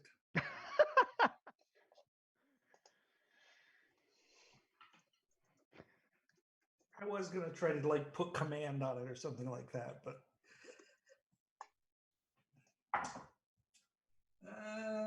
that would be a 19 to hit. as your Eldritch Green Blast hits this broom, which is now sailing in aggressively to strike you, it just turns to dust, just and falls to the ground. Oddly enough, there's like a massive pile of dust, though, as if somebody had swept the floor right underneath where it landed. A nice, neat pile. Yeah. Oh, remind me not to be your dancing partner. I have 2 left feet. No, literally, no. You do? I don't think I do. I have 2, one that go different ways. Okay. Search the closet. It's a standard utility closet. Okay. You're not finding anything too fantastic in here. I mean, there's another broom. No, we're staying away from the brooms. All right, I'll let somebody else have a turn. And I'll search the next room up. That'd be the room top right, yeah? Top right, yeah. Yeah. That one opens up, and you see a fairly large queen-size bed. This room is meticulously well kept. The bed is perfectly made. All of the books on the bookshelf are like put back exactly where they should be. The nightstand has papers and scrolls that are very nicely, neatly organized on it. The desk, everything seems to be in its place. This room is well put together. I will go through everything I can on the bookshelves, under the bed, anything I can find. Sure. Make an investigation roll for me. 11. This appears to be the apprentice's room, based on like some of the notes and stuff. You're not finding anything too helpful as far as getting into the upstairs room. You do, however, find inside a small chest hidden at the bottom of the wardrobe, a small sack with 200 gold pieces in it. I will definitely take that. You also find on the night table a gold necklace with the same sigil or symbol on it that the statue had. I will also take that. Cool. And then before I leave the room, I'm going to move the bed and like move all the books around so it's like looks fucked up. As you do this, Shit. you hear the sound of just like, sir, what do you think you are doing? And you kind of turn and you look, and standing on the desk is a very large crab wearing a top hat and a monocle. Aristocrab. The aristocrab. Finally. I'm just gonna be like, what are you doing here? I live here. What are you doing here, sir? I also live here. I don't believe so. Although the master does have guests from time to time, I suppose. Make a deception check with disadvantage. Oh no. Not terrible. Not great though. Deception is a 7. Big ol' 7. He rolled a 1, so well, I guess welcome to the household. The master is forgetful. He is busy, and well, my name is Mortimer. Nice to meet you. My name's Galappa. Yes. And I suppose these are your friends causing all this ruckus up and down here. Yes. All my friends, yes. And as I'm gonna slowly take a step like towards the door and see if I can like motion with my hand back, like just telling people like, hey, someone's here. I'm in the hallway. I'll head his direction. As you get to close enough to the door, you can kind of see in. You see him talking to a very large crab. Like, it's a big crab. He's wearing like a normal person size hat. The hat's a bit big on him, but he's a big crab. Oh, Like Alaskan King's got nothing on this guy. ooh, that's a big crab. You're not even sure how he got in here without you noticing. Yeah, I don't know how I even noticed it. Yeah, for sure. Is he standing on? Is the crab standing on the floor? He's standing on the desk. On the desk. How'd you get here? I've been in the hallway. I didn't see you. Well, I have my ways, sir. This is my house. Your house? Well, I mean, it should be my house. You know what I mean? I take care of it. We're looking for something. Perhaps you could help us. I mean, perhaps I can. I'm looking for a bit of a feather. The master's prize feather? Perhaps, yes. Well, sir, that is probably kept in the vault. Where would that be? Oh, that would be through the portal, upstairs, through the experimentation room. And how does one get access to this experimentation room? You need to know the command word. Which is what? I do not know. You have to talk to the dragon for that, but I do not recommend. So the command word is I do not know. Okay, we have it, you guys. We can go. I mean, it could be. I've never been there. Which dragon are you talking about? Dragon in the basement. Basement? We weren't told about a basement. Oh yeah. In the cellar. He likes to hide in the wine cellar. I think you should bring us to him. I'll take you close enough, but him and I do not agree on much, and I refuse to deal with that drunken lout. I feel like I'm talking to a talking crab. Maybe I'm the drunk one. But yes, that does sound reasonable. Could you take us in that general direction? Of course. You need to follow me to the first floor, sir. Yeah. At that point, when we get to the hallway, I shout to toward the front of the house. No, we're going down to the basement. Oh, Null kind of sneaks back in the door and then closes it and stands up. This crab's taking us down there. You see a large crab just kind of approach you. What do you do, sir? Can I roll a quick insight check on this guy? Yeah. What are you trying to uncover? Trying to figure out? He's like telling us the truth, or if I can see if he's like trying to like set us up for like a trap kind of thing. It's pretty good. I rolled a 19. And He seems. Sight is 21. He seems to be on the up and up. He For a crab. Yeah, I mean, for a crab, you haven't really had to read the poker face of a crab too often, let alone like a crab butler. So you're not quite doesn't sure. Seem very crabby. But yeah, you definitely believe he is being honest. That there is a basement and that there is a drunk dragon down there. All right. First, before we go down to there, now you just see this like giant crab. Aquatic creature. What can you tell us about this dragon? Well, he drinks too much. Color is he? Yeah, he's dragon color. They come in different colors. What color is he? I see in grayscale, sir. I am not sure. He's great. I see. So you're one of those aristocrabs who doesn't see things in color. Got it. I see things. One would say. One could say. Now, you gentlemen haven't been in these rooms over there. And he kind of points to the two rooms that are directly opposite the staircase. Not yet. That's good. I don't recommend it. We got the master's herb garden and his alchemy lab in there. And he's got volatile experiments. You know what I mean? Alchemy lab, you say? It can be dangerous. Don't say I did not warn. Perhaps we can come back to that. I think we need to focus on our mission. I mean, on finding the dragon. Fair enough. Well, I have some crab business to attend, but if you go down to the first floor, the entrance to the wine cellar is in the dining room. Cool. Okay. Do you have a name, Krabby? I am Mortimer. Mortimer. He told you that earlier. I know. I'm a forgetful turtle. Oh, thank you, itty bitty crab person Mortimer. Thank you for your assistance. Yes, you as well, giant gray lady. Now, if you'll excuse me, and he scuttles into the bathroom.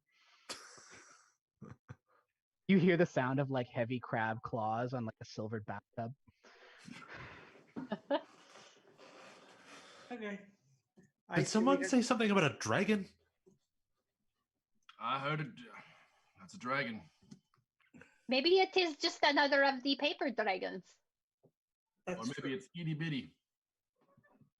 Oh, I want to see an itty bitty dragon. Somehow I doubt this. Okay, let's go find the dragon. Why are we finding the dragon? It's got the vault. He has the password to the vault. Oh, well, I guess that is useful. He's probably drunk too. Helpful? Does anyone else have any alcohol on them? No. But he did say there was an herb garden, so you never know. We could. Well, let's try and see if maybe we can search in the dining room to try and find some.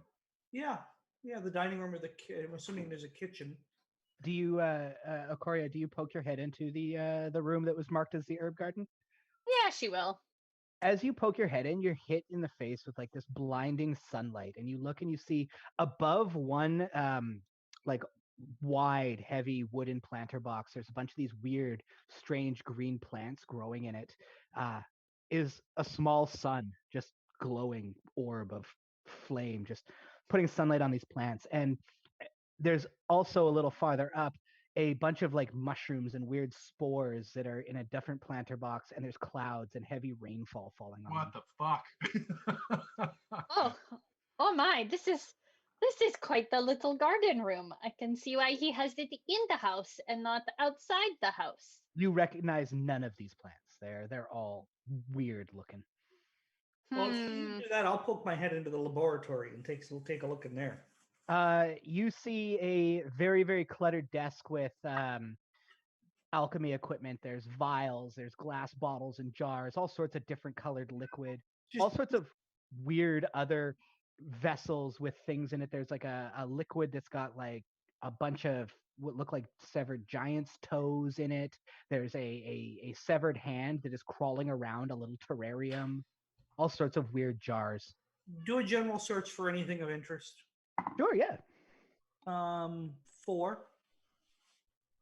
There are 4 potion vials or vials of liquid that are kind of kept off to the side that are filled with various liquids. One has this small little, it's like a clear liquid, and it's got this small little bean inside of it, and the bean just grows really, really, really, really, really big to fill up the jar, and then it shrinks right back down to the size it was, and then really, really, really, really big again. There's another one that you can, even though it's got a stopper in it, it looks like it's got a boiling, like a roiling fire inside of it, and it smells like cinnamon. And then there's another one that's just a clear liquid with a small eyeball in it, and the eye just appears to be looking around and like following you. I'm gonna leave this shit alone. Okay. Make a quick Arcana check for me, because you do know a little bit about stuff like this. Ooh, I might have done good on this one. 14. You do feel like these are potions of some sort that have been completed. Okay, take them. Figure out what they are later. Cool. Yeah, so you've got you got the growing bean one, you got the cinnamon smelling fire, the one with the eyeball, and then there's one, it's just like a thick oil, like an olive oil kind of consistency and color, and it's sitting right next to an incredibly sharp looking dagger. Take the dagger too. Thank you. Sure. You have a very sharp dagger. Give it to Null. He seems like a dagger kind of guy. I like daggers. You have a very, very sharp dagger. Very, very sharp dagger. Yeah, like Stabby, one of those ones you see off the shopping network. It'll cut through a boot and a tin can, and then cut a tomato nice and easy. Excellent. There's Ginsu on the side of it. Yeah, exactly. It's got a brand. What is this made in? What's China? Some realm you've never heard of. It sounds great. All right. I mean, I would like to search this floor more, but I feel like we have a mission to accomplish. So I still want to search. Did you search the master bedroom when you were in there? Nope. Let's Let's go in and search the master bedroom. Approximately how long have we been in the house for? Oh, about an hour or so. Okay. Ooh, that long. Okay. Yeah, give or take 45 minutes to an hour. All right, let's do it. Let me do a search of the master bedroom, then we can get back on mission. While Ermin searches, I will take a look out again from the balcony. So far, it's quiet. 21 to search the master bedroom. The master bedroom. You find all sorts of interesting stuff. You're not sure if any of it will help you, but it's neat. You find like a velvet, not a bag. It's like a roll up. Like it'll fold flat. Like it'll lay flat when it's unrolled. And inside of it are 8 identical onyx gemstones. You'll take that.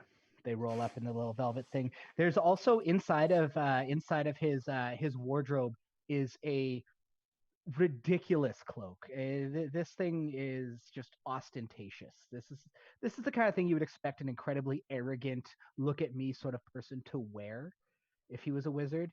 And inside one of the pockets of that cloak is a wand. And this wand is a long straight stick with like a lot of little protrusions of different colors and different shapes kind of sticking out of it all different directions. I will take the wand and we'll put it's wondrous in how it looks. I get it. Yeah. I will take the wand and we'll put the cloak in the bag. Coria totally wants the cloak. It won't fit her, but she puts it on like a cape. It'd be like a Serge cape, like an over-the-shoulder Lando Calrissian sort of cape for you. You got it. It doesn't have any special powers that you can tell, but does the wand have any kind of command word or anything on it? It doesn't. You make an Arcana check for me, though, please. What do you think? Does it look pretty on 16? me? I 16? liked all the colors. You feel like you know what fetching. it is. It looks like this. Yeah. Oh no. The player knows what that is. Yeah. It looks like that. You know what this is immediately with your 16. This is a wand of wonder. You feel like, however, there's something about this wand that you could just use it. You don't actually need to spend any time getting to know it or attuning to it as you typically would. Oh yeah. A magical item. You feel like you could just go. Oh yeah. You have no idea what it will do when you try to use it. It's in my pouch. But yeah, you have a wand of so in my pouch. Who knows? It'll do all sorts of random stuff. You also see a mirror in this room. You would have missed it originally because there was like some clothes kind of hung up over it. You know, when you do your laundry, you don't fold your clothes right away. You just toss them over the side of the chair or what have you. That's kind of what's happened here, except it's as you pull the clothing away to scour the room, it's a mirror and you see this shadowy, spectrally form kind of moving in the mirror. It doesn't at all look like you and it's not reflecting your image at all, but it is kind of moving to mirror your movements a little bit. Creepy. Hello. It waves. Do you speak? Shakes its head no. Do you fly? Examine this mirror very carefully. Okay. See if I can figure out what the heck it is. Arcana for sure. 10. Okay. You feel like you've heard of a mirror like this before. You're pretty sure. You're not. You've heard stories of an item called the Assassin Mirror. That if you recite a particular poem, which you don't know, you can cause the creature inside the mirror to hunt down an enemy of your choice, and it will do its dark work. In my experience, would breaking this mirror be possible? And if so, would it cause me some harm? You are not sure. Because I don't want I don't want to leave this. Put this in the bag. Can it go in the bag? I mean, it's a very large, full-size stand-up mirror, but oddly enough, it just slides right into that small little bag. That's perfect. Because here's the thing. I don't want to leave this behind so he can send an assassin after us. Yeah. Thinking, Ermin. That's fair. Ermin's not that smart, but he is sly. Yeah. Self-preservation's really important. To It Ermin. is. It is. Yes. That third law of robotics is at the top of the pile in his matrix. Yeah. Your bag now has like a library worth of books, a mirror, a handful of gold. All right. You're collecting that wealth. Anything else of interest in here, or are we good to move on? Otherwise, not really. You feel like the tiger pelt that's on the ground is not from like a normal tiger. Like it's massive. It's like 20 feet long. Some sort of other large. Yeah, he ridiculous turns beast. to the others. Do we want a tiger run? Put it in the bag. Null says. We're decorating the hideout. Yep. Got bag it, it. got it. Actually, Got a would mirror. that pelt like fit on my over my shell if it was big enough? If I could make it into Too something? big. You would be able to fit it over your shell, be able to wear the tiger head up above like you do. Yeah. And then it would still have room to spare that the back end would still be dragging across the ground. Yeah, it's 20 feet long. Yeah, I'm definitely gonna roll that up and take that one for sure. Yeah. Okay. Okay. You have a tiger pelt, Yeah. like a ridiculous tiger pelt. All right. Dire tiger pelt. Yeah, possibly a dire tiger pelt. What is what's in the room across from where the chairs are? Is that just part of like the bay window room, or is that a separate room? Like, Like right to the left of the tiger pelt. oh, that's just a closet. Can I? Is that part of my search, or did that? Yeah, that's where you found the robe and the wand. Okay, perfect. Yeah. Oh, the Roman one. Okay. Yeah. And then there's like a brown liquid in a crystal decanter, and like there's a glassware set on top of the Well, table. of course we're taking that. Sure. Let's get going, Null Yeah, says. that's good. Okay. As you take it, you can smell it's some sort of heavy dwarven whiskey. Oh, perfect. We Perfect. can use that for the dragon. All right, let's go down and drink with the dragon. Yeah, you guys go down to the first floor. As you go down the stairs, again, you see a door to your left that leads to some sort of a sitting room. To your right, you see a door that looks like it leads probably to a kitchen, and then a door that leads to a dining room, and then based on the map, maybe a closet or something. Peek into the sitting room, just to make Awesome. sure. Yeah. This room is not nature friendly in the sense that it's like that second Ace Ventura where he goes into the hunter's room and there's just like heads on the wall. Yeah. You walk in here, you see in front of this massive bay window is like a really comfortable looking couch and seating area. There's a side table with some more another crystal decanter with another liquid in it. There's also a gilded terrarium that's got like a little underwater spot, and it's got like a little landy place, possibly for a crab to chill and do crab stuff. There's also several very comfortable looking armchairs around a table, a giant bear rug, and a fireplace. And along all of the walls, are mounted heads of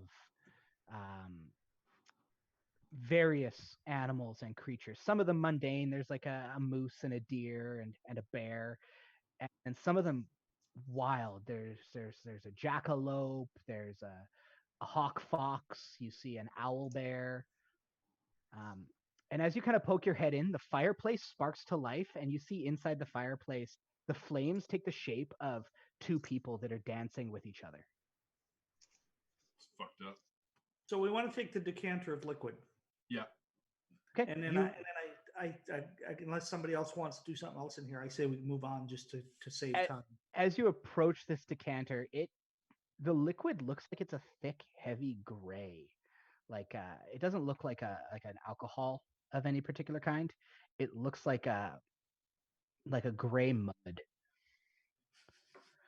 Give it a sniff. I need you to make a wisdom saving throw for me, please. He did. Had to have it. All right.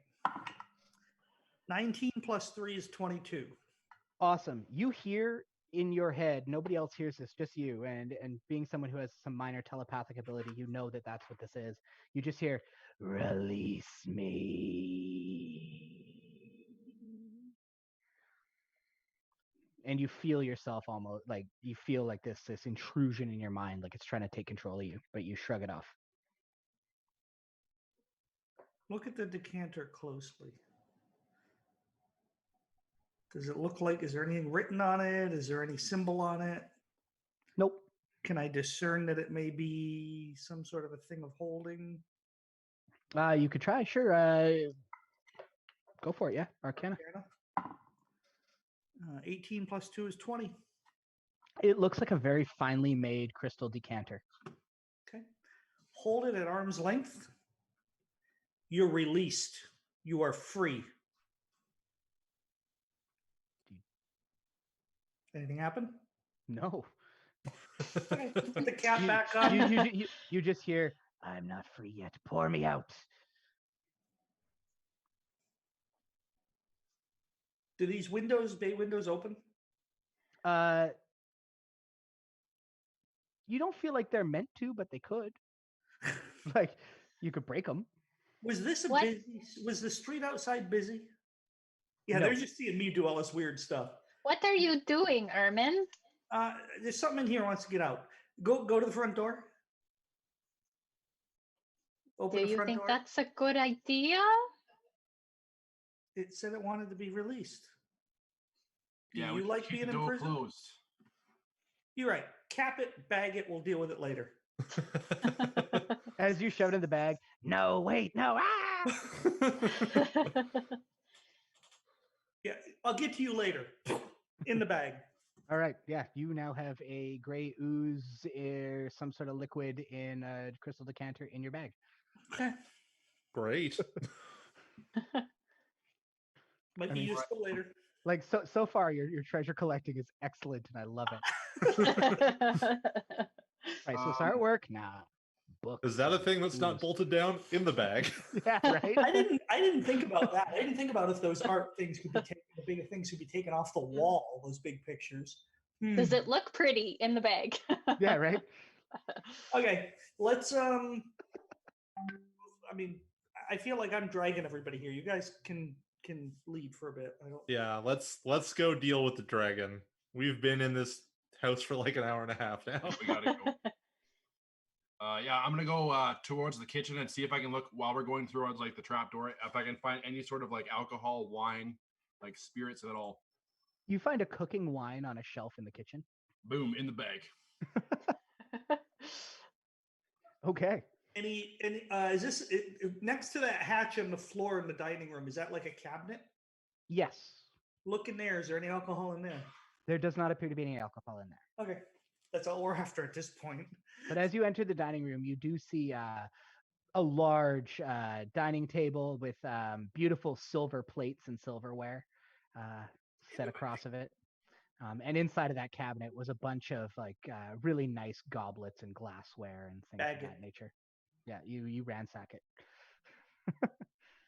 And then can I investigate the hatch? Yeah, there is a small hatch trap door, and it has a very tiny little keyhole on it. I have a key. Click. Like magic. Click? Yeah, it looks like you found the spare key. There was probably a set of 2. Put the key away. Open the hatch. It is a staircase that leads down. Okay, I'm not the guy who goes down staircases first, so. I'll go first. All right. I'll pull out Ripper and go down first. All right. As you go down the stairs, it gets really, really dark as you start going down, and you feel the air getting kind of that cold, dank cellar muskiness to it. But then you walk into a very well-lit room. There's like these torches that seem like they never go out, ensconced in the wall. The room is circular. It's fairly large. I'd say about 20 feet around or so. And along all of the wall panels are shelf of wine bottles. wine racks. There's kegs and casks of ale, different dwarven spirits. And in the center of the room is a round table with a handful of chairs around it. Is there a dragon down here? Not that you see. Is there any other exits? Does not appear to be. He lied to us. Can I? Hello? Now, as you say hello, actually, can all you, as you go down into this room, make a perception check for me? I was about to say if I could leave the room. Yeah. 15. 16. 17. 11. You all see it as you all walk into the room, and you see the just all of the shelf after shelf after shelf of booze and wine and ale and this beautiful table. It looks like a beautiful like tap room or wine cellar, almost like a Cheshire cat, like this invisible creature. It starts with a big drunken grin, and then these reptilian eyes. You see a dragon, but it's not that big. It's again about the size of maybe a large cat, and it's curled up, just kind of sitting on the table, kind of weebling around. And as it kind of comes into appearance and the invisibility from it fades, it's holding a wine glass, and she's like, "Hello." Hello there. Hiccups. I'm gonna pull out see if I can grab that dwarven liqueur that we found, and I'm gonna offer him a drink. How's about I fill your glass up? Not this. This is the good wine, but we're over there. And he points, and you see like a bunch of glassware and stuff. All right, I'll grab a glass for myself. Yeah, please come in, help yourself. We're looking for some help. Well, you found the right place. I'll get you where you want to go. Perfect. I'm looking for perhaps a word or a vault. Well, let's have a drink first. Let's get to know each other. I'm tipsy. I'm Galapa. Yes. I can see. Galapagos to get some wine. Yes, please come in. Sit down. Help yourself. All right, I'll line up 4 glasses for us, and I'll fill them all up. Cheers, everyone. I mean, I guess. Why not? Bombs away. It's Friday somewhere. And he just drinks it. Who drinks the alcohol down? Oh, I do for sure. I take a small sip. Verdan won't drink alcohol. Okay. I'm Urban, sorry. Fair enough. Those of you that do drink it, you feel this warm, tingling sensation that you only feel when you drink really, really good whiskey, and it just kind of runs through you and gives you that nice, warm feeling, and then it dissipates almost immediately. It doesn't go to your head at all. You feel kind of good. Okay. Now, what can Tipsy do for you? Another drink? And his tail kind of reaches out and grabs the bottle and fills up some glasses. We're looking for a vault or a word. Let me guess. The crab sent you. Yes, the crab did. Mortimer. Yes, blasted crustacean. Thinks he's better than me because he wears the hat. I tell you, that was my hat. You seem much nicer. I'm very friendly. I'm Tipsy. That's your name? Yes. Are you wanting a hat then? Because we could get you a hat. Oh, no. I'll get that hat back. And he kind of shakes his fist. We're looking for some kind of word. We're looking for a feather. Perhaps you could help us. We could make a deal. Dragons don't have feathers, sir. Perhaps the person who owns the house does, though. Mm-hmm. No, he's a human. He is not a bird. We need to get into the 3rd floor laboratory. Oh, why did you say so? You just gotta touch the door and say, "I'm magnificent." Of course that's what it is. Of course. But didn't the crab say it was I don't know? No, the crab said he didn't know. The crab will lie to you. He's got sticky pinches. Well, this was really unsatisfyingly easy. Well, what can I say? I could satisfy you. Have a beverage. And he uses his tail to slide a really full glass of whiskey in front of you. I can't. Well, more for me. He proceeds to drink it. We found a bottle of some really, it's supposed to be really good alcohol upstairs. Would you be interested in it? I mean, it probably came from down here. All the alcohol in the house did. It's gray wine. Oh, gray wine, you say? Very I've rare. never heard of such a thing. Very rare. Only found on some of the outer plains. Really?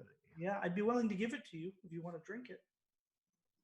Well, I mean, put it on the table. I'll get to it. As you can see, my glass is already full, and he kind of spreads his wings to point out all of the bottles of stuff down here. We'll get it and bring it down to you later. Okay. Well, I look forward to seeing you. Oh, I should mention you said you're looking for a vault, right? You want to go into the room. Yeah. No, don't tell anybody. This is a secret. I'm not even supposed to know about it. But you know, Sarah was down here, and she likes to. She's a bit of a lush. And sometimes she likes to talk, and it's good fun. But apparently, she got burnt pretty bad at one point because she didn't have the sigil with her when she went in the vault. The sigil is the thing on the necklace on the statue. He just kind of does like a shrug, or his best approximation of a shrug. And I don't know what she's talking about half. I mean, I know about whiskey. I know about wine. I don't know about this magic stuff. I love bottle drakes. And why do you stay down here? He kind of sarcastically looks around side to side throughout the room. It's got the things that are of interest to me. It's on brand, you might say. On brandy. Wah. Well, nice to meet you, Tipsy. We should be on our way. Yes. Please come back anytime. We will. Oh, that's wonderful. He kind of promptly turns invisible again, and you just see the glass hovering in the air and the liquid disappearing. Thank you for the drink, new friend. It's delicious. Yeah, Verdan in his mind says thank you. In your mind, you just hear a hiccup. Unsurprising. Okay. Back up the stairs. Back up the stairs. Third floor. You guys head all the way back up to the third floor, I'll presumably. close the door before I leave the room. Sorry? I'll close the trap door before we leave the room. Cool. And lock it. Not a problem. And you guys end up back on the third floor in front of that previously locked door. I will pull out one of the necklaces and put it around my neck. Sure. And I will walk up to the door because I'm pissed at it, and I'll say, "I'm magnificent." The door disappears. That's right.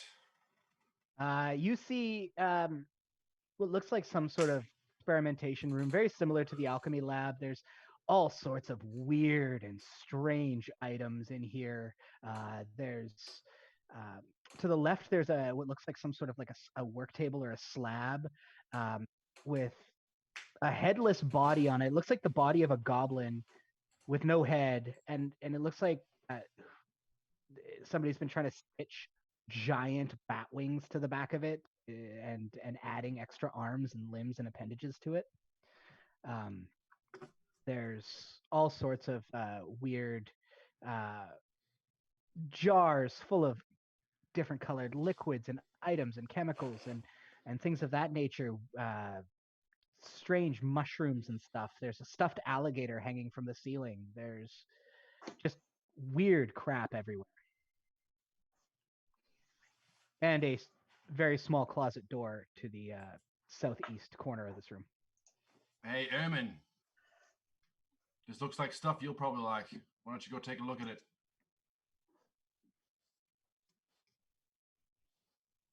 Or not? All right. Do you have another one of those necklaces? There should be one in the bag. Okay. take the other necklace and put it on? Sure. This room doesn't look like a vault by any means. It just looks like kind of That's a. fine. I checked the closet door. Let's enter the room and let me search the room. Yeah, I'll search the room too as I can. Yeah. 16. Fuck's sakes. 11.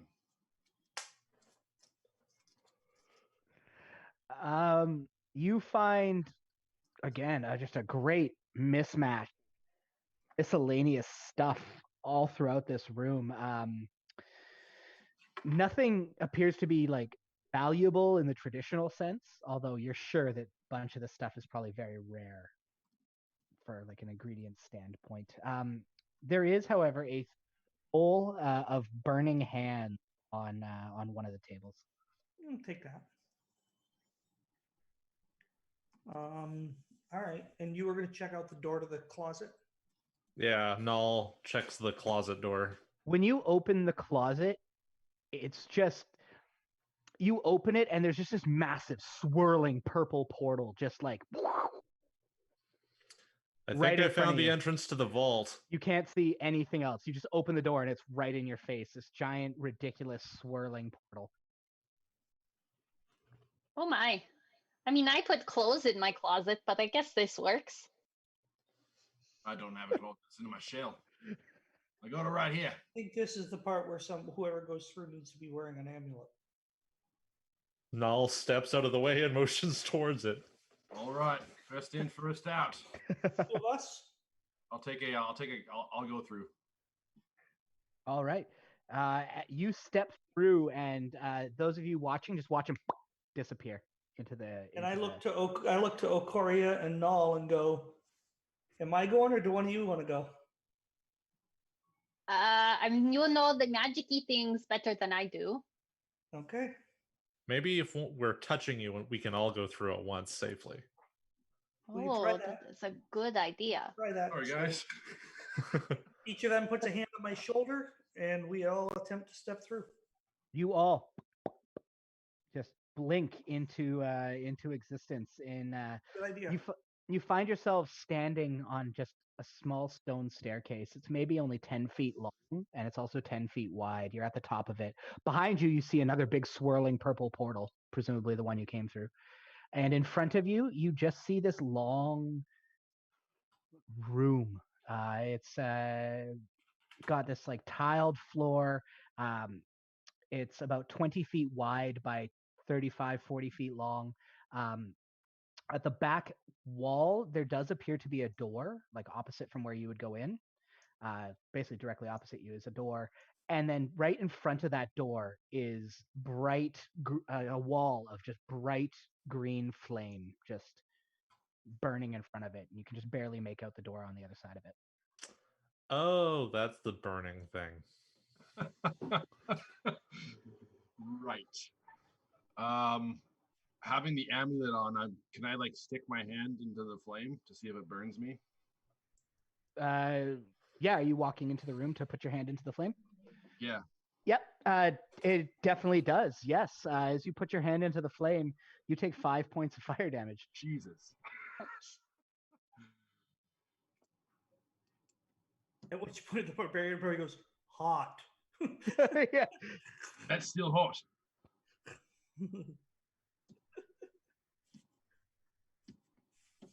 Ouchie. Any ideas? Try the other one? The other sigil? The two necklaces are the same.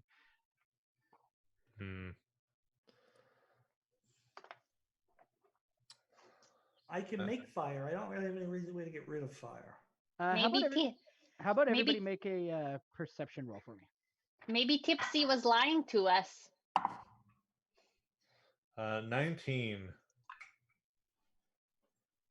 Also 19. So it's a modified 4, but I'm +3, so that makes it a natural uno. Okay, sounds good. Perception rolls? Yeah. 19. 3 19s. Yeah, the three of you see beyond the flame, there appears to be a switch on the back wall. What kind of switch? Looks like a big button. like a hand axe so I could throw through and hit it? You could try. I will try that.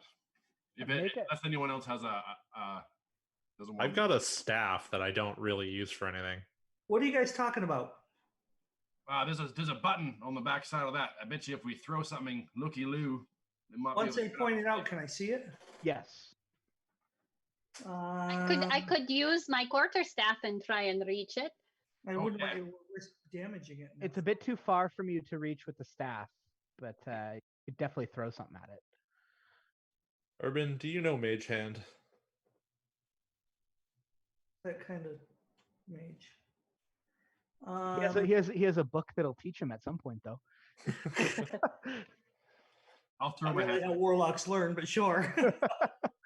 I can. I could try Eldritch Blasting if that's force.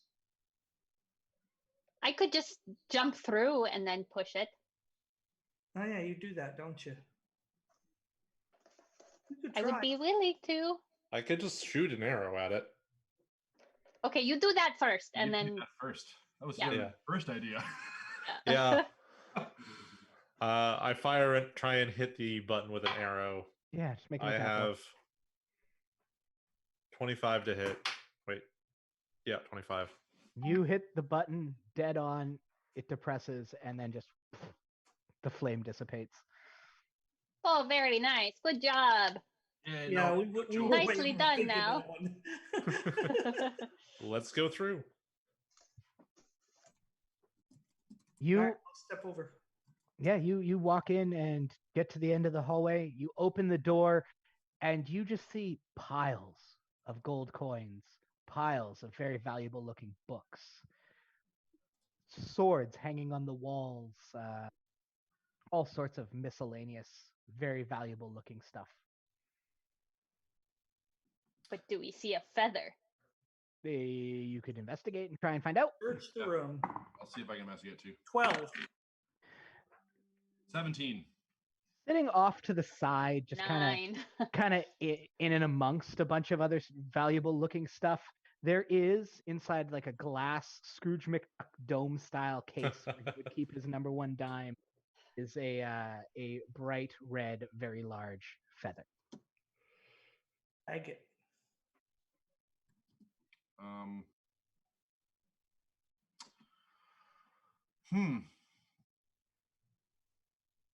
Does it look like is it all the way to the ground?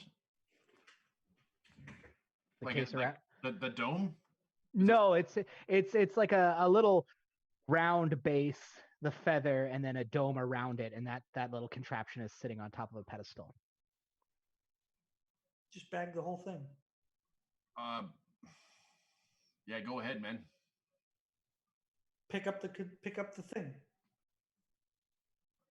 Yeah, go ahead. The round thing. Inside what looks like a jar type thing. Yeah, like a decorative showcase kind of jar. Can I pick up that? Before you do that, can we maybe get the elf person to investigate the pedestal to see if there's any traps? Great idea. I mean, I did just get paper cutted for like half my hit points, so I got a 15. I've got a 15 to investigate it. Looks like a pedestal. I shrug. I'm gonna Just pick it up. step back from him while he picks it up and fill in my pockets with gold. Yeah, just piles of gold going into your pockets. Right in the shell. You're gonna move at half speed because of how much gold you're hauling around. Do you pick it up? Yeah. When you pick it up, a big blue magical flash kind of erupts from around it. The glass dome disappears off of it, so now you're just holding the feather. But one of the piles of books appears to animate and take shape and take form, and the books take on this large, giant, humanoid book golem It's a book golem. like Yeah. Okay. form. Yeah. You guys, Let's go. It's bigger than the Goliath. It's party time. You guys At can least roll. at least you picked up that scroll of burning hands. Is this the point where we roll initiative? Yes. I've never seen a library do that. 20. Wow. 12. 14. 7. Korea rolling low initiative as always. It's always. Always.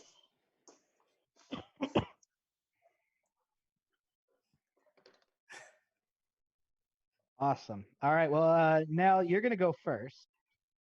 So where is the book golem? Is it next to anybody? Is it like a bit off? It's kind of interposed itself between you guys and the exit. All right. I shoot an arrow at it. Yeah. Stupid books. Yeah, I have an 18 on the die. That's 26 to hit. Yeah, you definitely hit. My dex is max. It's just very high. Yes, yes. That's going to be 10 points of damage. Ouch. All right. It didn't like that. I bet. As you hit it, one of the books kind of flies off of it, and you just see the book kind of hovering around, and then that book comes sailing straight at you. It's just like this giant blunt object. Oh, crap. For 22 to hit. Yeah, that's a hit. For 6 points of bludgeoning damage as the book just slams clean into you and then just falls to the ground. The living spell book that you just hit, the book golem, it kind of reaches out its booky hands. You see one of the books on it open up and pages flip. You can see arcane runes on that page glow bright, just disappear. As it casts animate objects around the room, you see piles of gold start animating into little golems. Oh, no. Swords to start flying off the walls.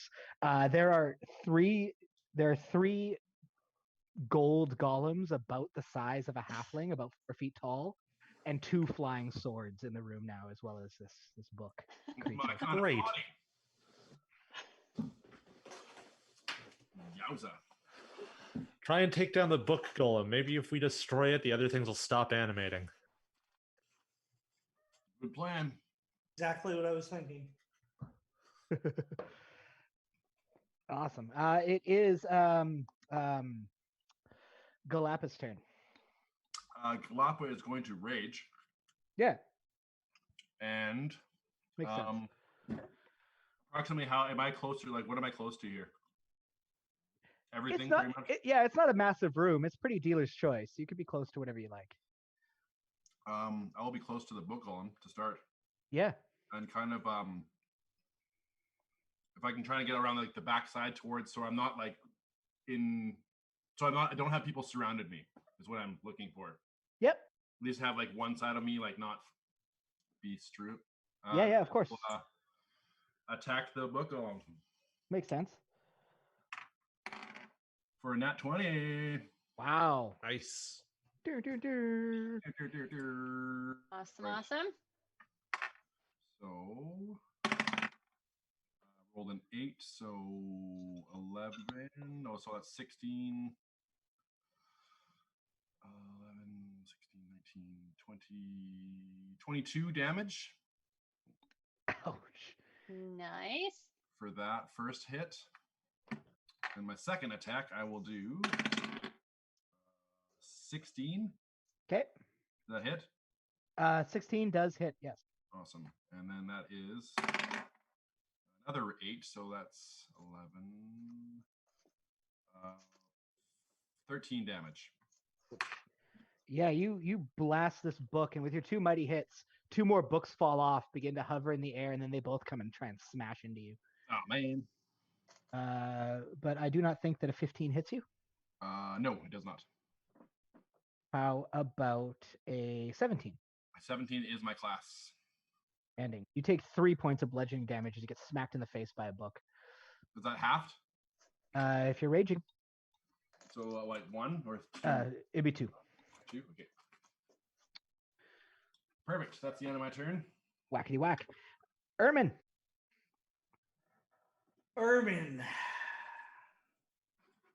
Hey, no point in having it if I'm not going to use it. I mean, that's how I operate. You know what I'm talking about, right? Duck and cover, everybody. Point the wand. Oh God, you Oh, want to no. wonder? Let it go. Are you using the wand of wonder? Oh, hell yeah. I Duck need. and cover. I'm rolling for it now. It is a 15, which are you using the standard table? Yeah, I gotta pull it up here. You are, oh, shit. You're stunned, aren't you? I'm stunned until the end Yeah.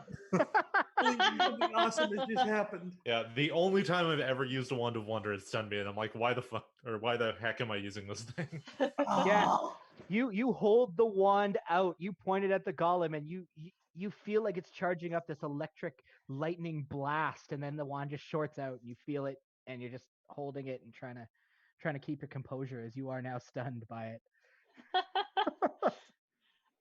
Good job there, Ermin. I mean, All just sighs. you have 6 charges left. Akoria. Akoria will run towards the book golem, Yeah. and she'll just be like, bad books, that's not what you're supposed to do. And she will strike at it with her Denonosar bone. So 22 Definitely. for 12 bludgeoning. And I am going to not that one, this one. With a melee attack, I'm going to spend a key point to attempt a stunning strike. So it needs to make a Constitution save.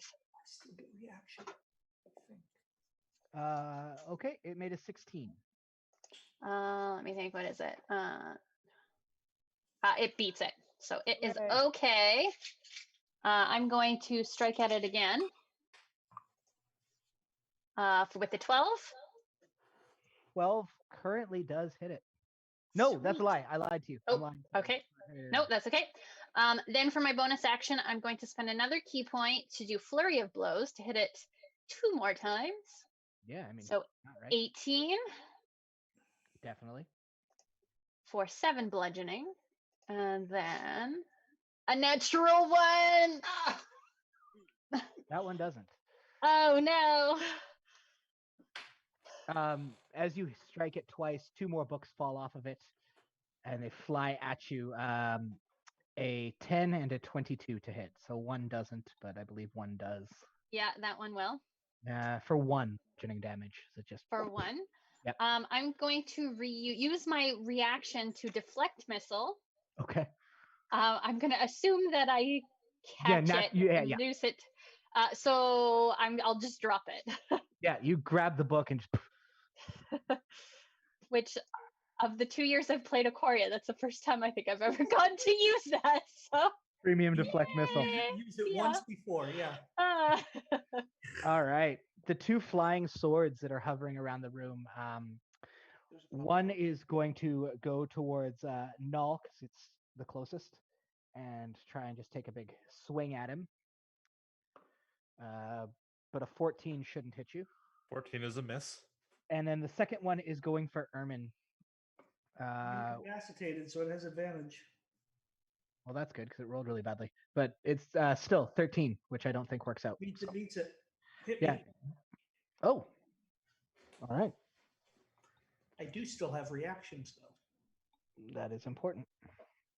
For 7, 8 slashing damage.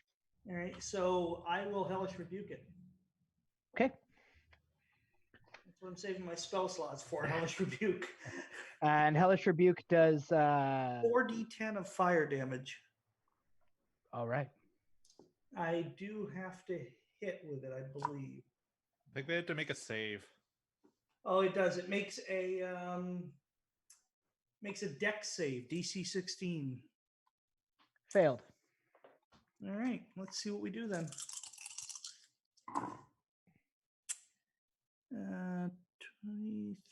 24 points of fire damage. Nice. The sword falls to the ground with a loud clatter. The 3 golden golems rise up. 2 of them march towards Akoria. The first one takes a big swing with a gold fist, but 10 does not hit. Misses. The second one with a 22. That definitely hits.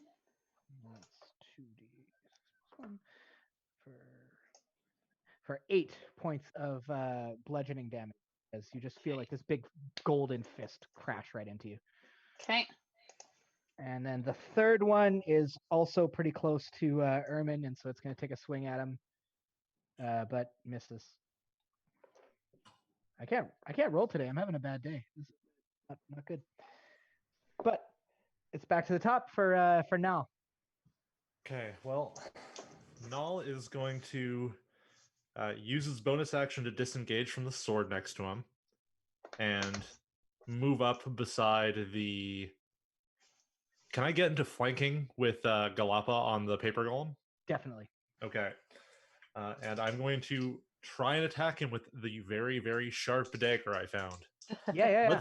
Let's see if this does anything. Premium dagger. Yeah. So I have 24 to hit. Oh. To get my sneak attack. That's 9, 10, 12. 20 piercing damage. Plus, I don't know if the dagger does anything extra or not. Well, I have accounted for what it may or may not do. Nice. That is wonderful. Okay. All right. Yeah, you stabbed it. It didn't like that, like at all. It, I bet. and you see another book that constitutes part of its form turn open, and pages flip back and forth, and then arcane sigils on that page begin to glow very, very bright, and just this blast of magical energy just fires out at you. I need you to make a dexterity saving throw. Cool. Let me just check if I have evasion. Okay. Yet. I don't think you do. I think it's like level 8. Level 6, I think.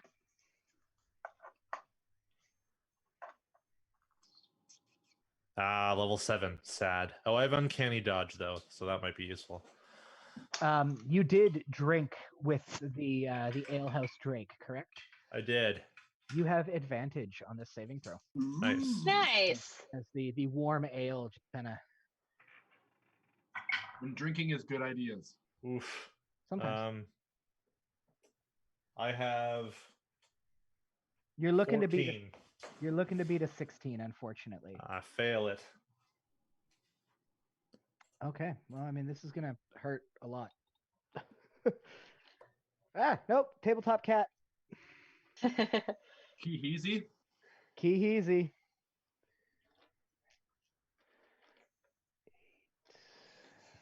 All right. Let's see. 10d8. Oucha. Oh, yeah. Woof. Woof.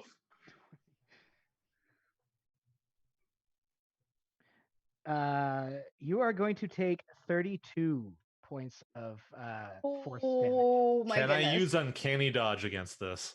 Is that the one that allows you to dodge magical stuffs? I think that's It says when an attacker that you see hits you with an attack, you can use your reaction to have the attack's damage against you.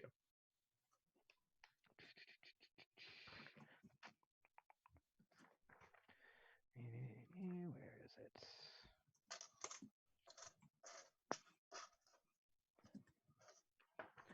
Sorry. No worries. Yeah, I mean, why not? Sure. Yeah, go for it. uncanny from an attacker to attackee, and then evasions for area effects.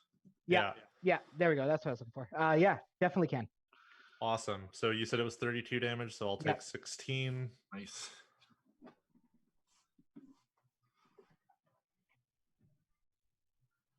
I'm still up. Hooray!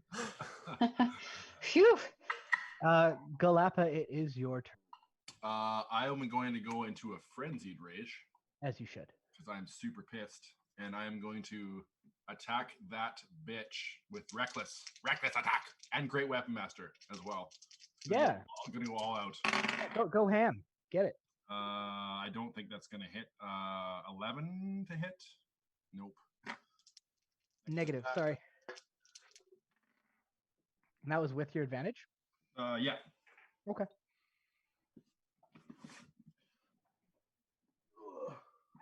Right.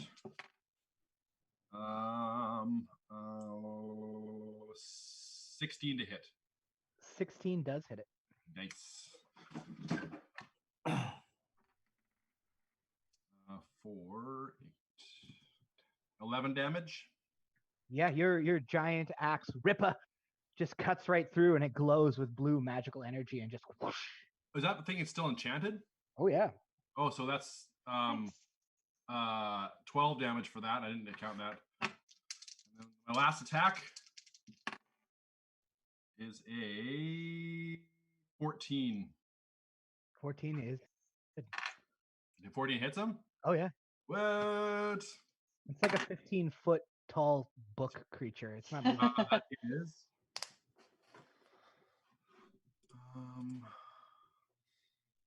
17 damage. Ouch.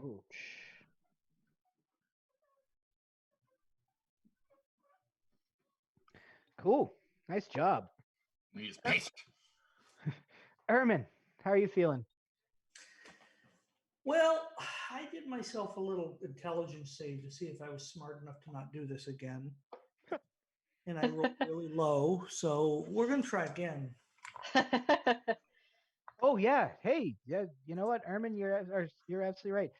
The 2 hits that did strike, 2 more books fall off of it and fly at you, Galapa. Right. A 22 and a 24 to hit for those. Sure do. All right. The total damage between the 2 of them is 4, so half to 2. Boom. Oh, we might have got lucky this time, guys. 85. Damn it! Leaves grow from the target. If you choose a point in space as a target, leaves sprout from the creature nearest to that point. Unless they are picked off, the leaves turn brown and fall off after 24 hours. Your wand that has several like protrusions with little balls on it, they begin to all spin at different speeds and in different directions. Yeah. And the whole thing glows green. The book now has this bunch of vines and leaves and foliage just sprouting from it everywhere. That'll make it easier to target, guys. That'll help you. I might have a bonus action I can burn here. And I'm sorry I'm glowing. It's the sunlight. That's okay. I feel like I'm ethereal or something. Yeah, you're the ghost. You're the ghost in those sewers you're in down there. No, I don't have a bonus action to use right now, so never mind. All right. 5 charges left to your wand, and Okoria. Okay, Aquaria is going to attack at this book golem again. So, Dinosaur Bone, or 19. Ouch. And that does 6 bludgeoning. Is it still up? It's still standing, but a lot of the books that are making up its form have fallen off. Does 11 hit it? 11 does not. So she misses. She'll spend another key point to Flurry of Blows it. So 25 to hit. Definitely. For 5 bludgeoning. Hit. And one more, 14 to hit. Does. Perfect. So for 10 bludgeoning. Wow. Nice. All right. 3 more books fall off of it. 22, 14, and 19. The 22 and the 19. Okay. Between the 2 of them, you take 9 points of bludgeoning damage as whack whack 2 books fly. Okay. She'll use the deflect missile again, but this time I'll roll it. So sure. 1 did 5, 1 did 4. So okay, well, 1d20 plus. So 20. So it goes down to 0. So she catches one of them and drops it. So. Yeah. Boom! You catch one of them, use it to block the other one, and then drop it to the ground. Great. And then 4 damage. Okay. Awesome. The one flying sword that really doesn't seem to like Nal is going to sail towards him.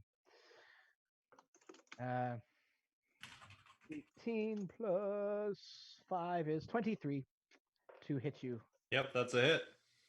For 8 points of stabbing damage as it just like shanks right into you. 8 points? That's okay. right. Cool. I'm going to use, at the end of its turn, my reaction to move half speed away with a provoking attack opportunity. Done. Done. All right, you back up a little bit. The 3 golden golems, 2 of them are. Who did the 2 attack originally? They attacked Ikoria, did they not? Yes, they did. Yeah. Yep. They're going to continue doing that. Okay. They do. Yeah, that's a hard pass on a 10. And a 15? That misses. Both miss. Yes.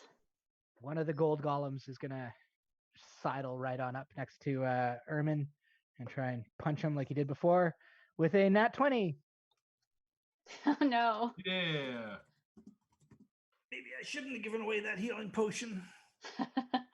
It's not too bad. 14 bludgeoning damage. Hellish Rebuke. Yep. That's a dex save Make on its dex part, save, right? DC 14. It fails. Right.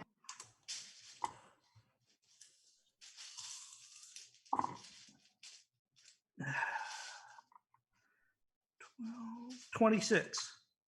There's just the sound of somebody emptying out a coin purse as it just drops. Gold coins bounce all over the place. That's the end of those. All right, I'm done. Awesome. Top of the order. Now, how you feeling, bud? Null, who has 1 hit point left, Oh my gosh. Oh, no. is going to drink his potion. Yes. Yes. The best. It's 44 plus 4, right? Yes, and the way that I run my games is if you're drinking your own potion, it's a bonus action, so you can still do something. Excellent. You can use an action to force feed a potion to an ally, though. Okay. 2, 4, 6. Only 11 hit points back, which is not great. It's something. Yeah. All right. And I'm going to, I guess, bring out my bow again and take a shot at. I'll take a shot at the gold golem that's attacking Ermin. That one died. Ermin's like it punched Ermin, and Ermin just blasted out with this arcane energy, and the gold thing dropped to the ground. Okay, in which case I'm going to fire at one of the ones that's been attacking Ikaria. 18 to hit. 18 does hit, yes. Yeah, and it's within 5 feet of one of my allies, so I get sneak attack. Nice. 4, 12, 17 damage. Your arrow sails clean through this giant gold creature and then clatter of gold coins as it collapses to the ground. Yay. And that's me. Cool. The living spellbook, let's see if it gets its mana burn ability back.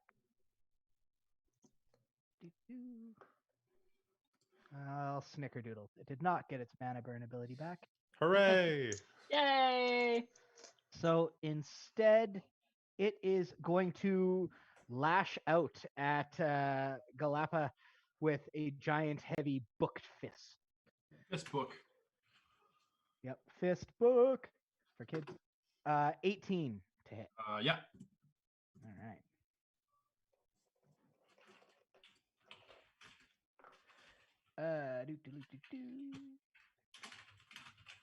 For 16 bludgeoning damage, cut in half to 8 because you're angry. Because I'm angry. Cool.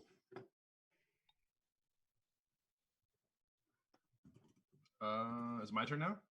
No. Yes, it is. No, it is. Okay. How many? There's 2 of the golems are gone, so there's 1 golem left, 1 sword left, and then the book guy. The book. Yep. I will focus on the book guy. Reckless, great weapon master. Force. 18 to hit. Definitely. Oh yeah. Beautiful. 6 plus the great weapon master. So 16, 19, 21 for the first hit. Wow. Nice. Next one will be Reckless and Great Weapon Master for a 14 to hit on this one. You're good. Beautiful. That's a 7, so 17, 20, 22. 22 damage. Yep. The third hit probably doesn't hit for a 12. 12 doesn't hit, but the reason it doesn't hit is you swing in for your third hit is that it collapsed in front of you, losing its form. Their second hit crushed it. Nice. Nice. Your axe just sails through clean midair as it just all these books just thud to the ground. I saw that in your reaction when he said 22 damage. You looked like it's over. That was just enough. That's all it had left. And the sound of falling books is followed quickly with a loud clatter as a sword hits the ground and a bunch of gold coins just go clattering across the ground. All right. You guys. I'm still super pissed. Yeah. Is there anything left in here? There's nothing menacing left in here. No. Let's get the hell out of Dodge, Jim. Well, let's get whatever we can into the bag before we go. Yeah. You're able Like to clear. feather. You're able to clear this room if you take about 5-10 minutes to do so. Do it. Yeah. As quickly as we can, because we've been here a while. Yeah, you rage loot. You find 2 really nice looking swords that would definitely be valuable. 3,000 gold pieces, about 1,000 platinum pieces, a ton of spell books, which who knows the kind of value that might hold. No, Andrea Okoria can't take all this to the other campaign. And then a solid mismatch of other various valuable objects, art, gemstones, statues, things like that. You guys feel like all in, you got about 10 grand worth of gold. Well, I mean, the in 1,000 platinum pieces is about that much on its own. Oh yeah, I guess, yeah. Yeah, It's okay. Okoria's just happy with her cape that she got. It's very pretty. Your Sarge This is cape? the only thing that really matters. All right, so here's what I say. On our way out, we won't go out of our way to search and find stuff, but anything of value we see on the way out, just in the bag, in the bag, in the bag. You guys loot the place. And on your way out the front door, which you could hear the squeal of gears from the portcullis by the front door because it's trying to shut down, but that hand axe is preventing it from going anywhere. You guys managed to get out with your loot, your haul, and as you're walking down the street, you see the very attractive, beautiful halfling woman in her blue cloak walking up the street hand in hand with a squirrely looking gnome, and they've kind of got their arms around each other in a very friendly sort of way, as if maybe the weasel had been working her for a little bit. As we pass, Ermin stops and says, "My lady, my sir, have a great night together. I hope you find everything you're looking for tonight." The weasel is just like, "Yeah, I hope you found everything you wanted too. Have a good night." And kind of gives you a nod and a little wink as we walk by. Yeah. And he pulls her a little bit closer, and you could tell that she's not drunk, but she's definitely a little tipsy, and she kind of giggles and hugs him closer too, and leads him up the road. Nice work. Back to the burning.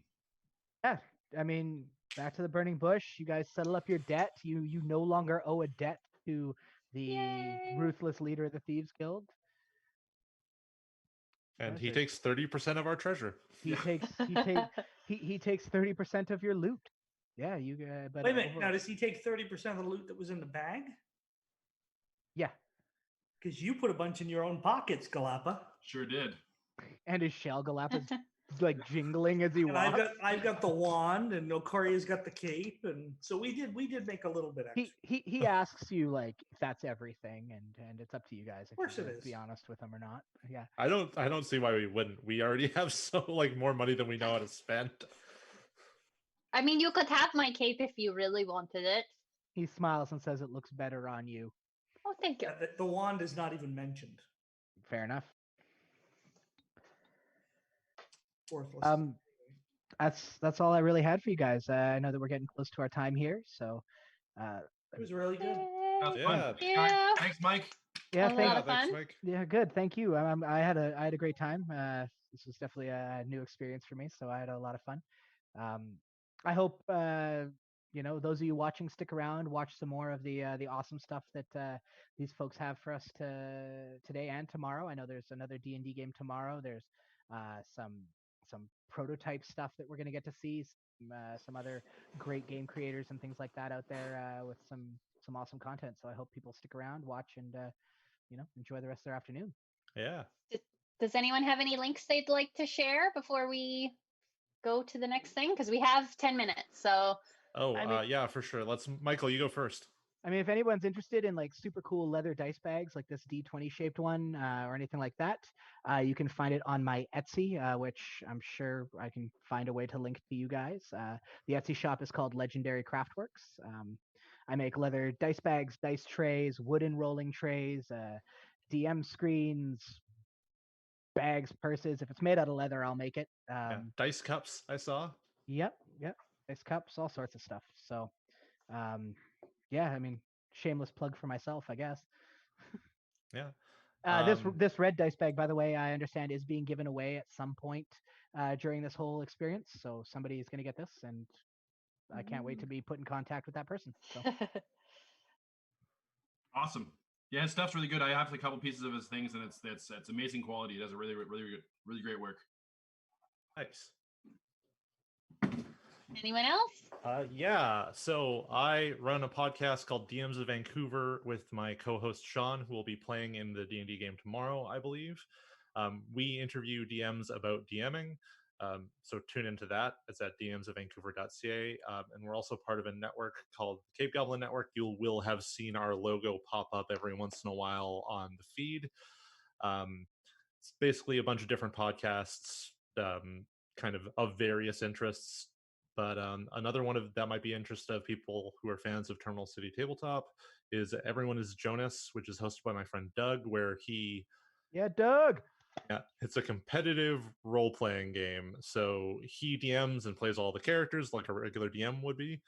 The three players all play different otherworldly beings who are possessing one character at the same time, and they wrestle for control to achieve their secret goals. Cool. Awesome.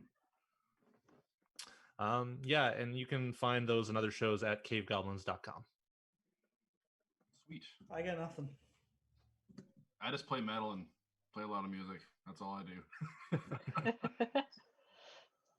But that was an awesome game. I had a lot of fun. It was fun making a new character, and thanks for inviting me. It was really fun. I hope it Yeah, all. it was really great. Well, You Todd, know- it's really good having at least somebody I know. Todd plays in both of my weekly games, so it's good having a familiar face in the group. Yeah. I'd be willing to sit in on one of your games anytime. It was a lot of fun. Yeah, I had a Awesome. great Well, time. I'm always looking for people once this whole situation's over. It's the Yeah. Well, good for me, well, I can't do tabletop with you guys. It's a 1,600-mile difference. So No, I understand, but yeah, as it stands now, we haven't figured out a long distance solution to our playing. Although this Zoom seems like it worked out pretty well. So it was not really bad. good. Yeah. Well, for us for 2 years. Yeah, Zoom and Roll 20 works pretty good. fair enough. Yeah, the Roll20 is going to be different for me because I like the hand drawing and the doing the minis and all the stuff like that. So it'll be a different experience getting used to do it, like transitioning to digital if that's the direction we go. Yeah, and you did great. You were saying this is your first time doing a remote play game. Yeah, this is the first time I've been on a camera, I think, ever. Outside of me doing like stuff for myself. I videotape. I haven't released any of them yet. I was trying to for this. Those WizKid mini booster boxes. I think actually I have one kicking around here. Like these things that you get with the various. Each one comes with like 4 random minis as part of a set. I do writing exercises with them, so I'll crack it open and then I'll make an adventure based around whatever the 4 minis I got. Oh, that's really cool. Out of that, and then my goal, what I would like to do once I get around to having the time and getting it sorted, is polishing up those adventures and then releasing the video of the unboxing and my process for how I did the adventure, and then releasing the adventure itself as like just a free, here, do you want a one here? the Wizard's Heist or what have you. That's very cool. Yeah. Doing stuff like that. Awesome job, everyone. I got to go deal with some children, but Yeah, good time. Yeah, thank you. It was great. Thank you guys so much. Thank you, Andrea. Yeah, thanks for having us on. Thanks, everyone. I'm just going to say up next, we are ending a little bit early, so I think we're going to just transition to me and Blair for a short time, and then we will have Jungle Dash at 5:20-ish, which is another Proto Alley game. And then at 5:30, we will have Shannon Lentz, the founder and managing director of Terminal City Tabletop Convention, on with us, just doing a Ask Me Anything, talking about Terminal City and board games. And Shannon also works for Panda Game Manufacturing, so he's happy to talk about that. So stay tuned. I'll see you all shortly. Thanks, guys. Thanks Thank so you. much for watching.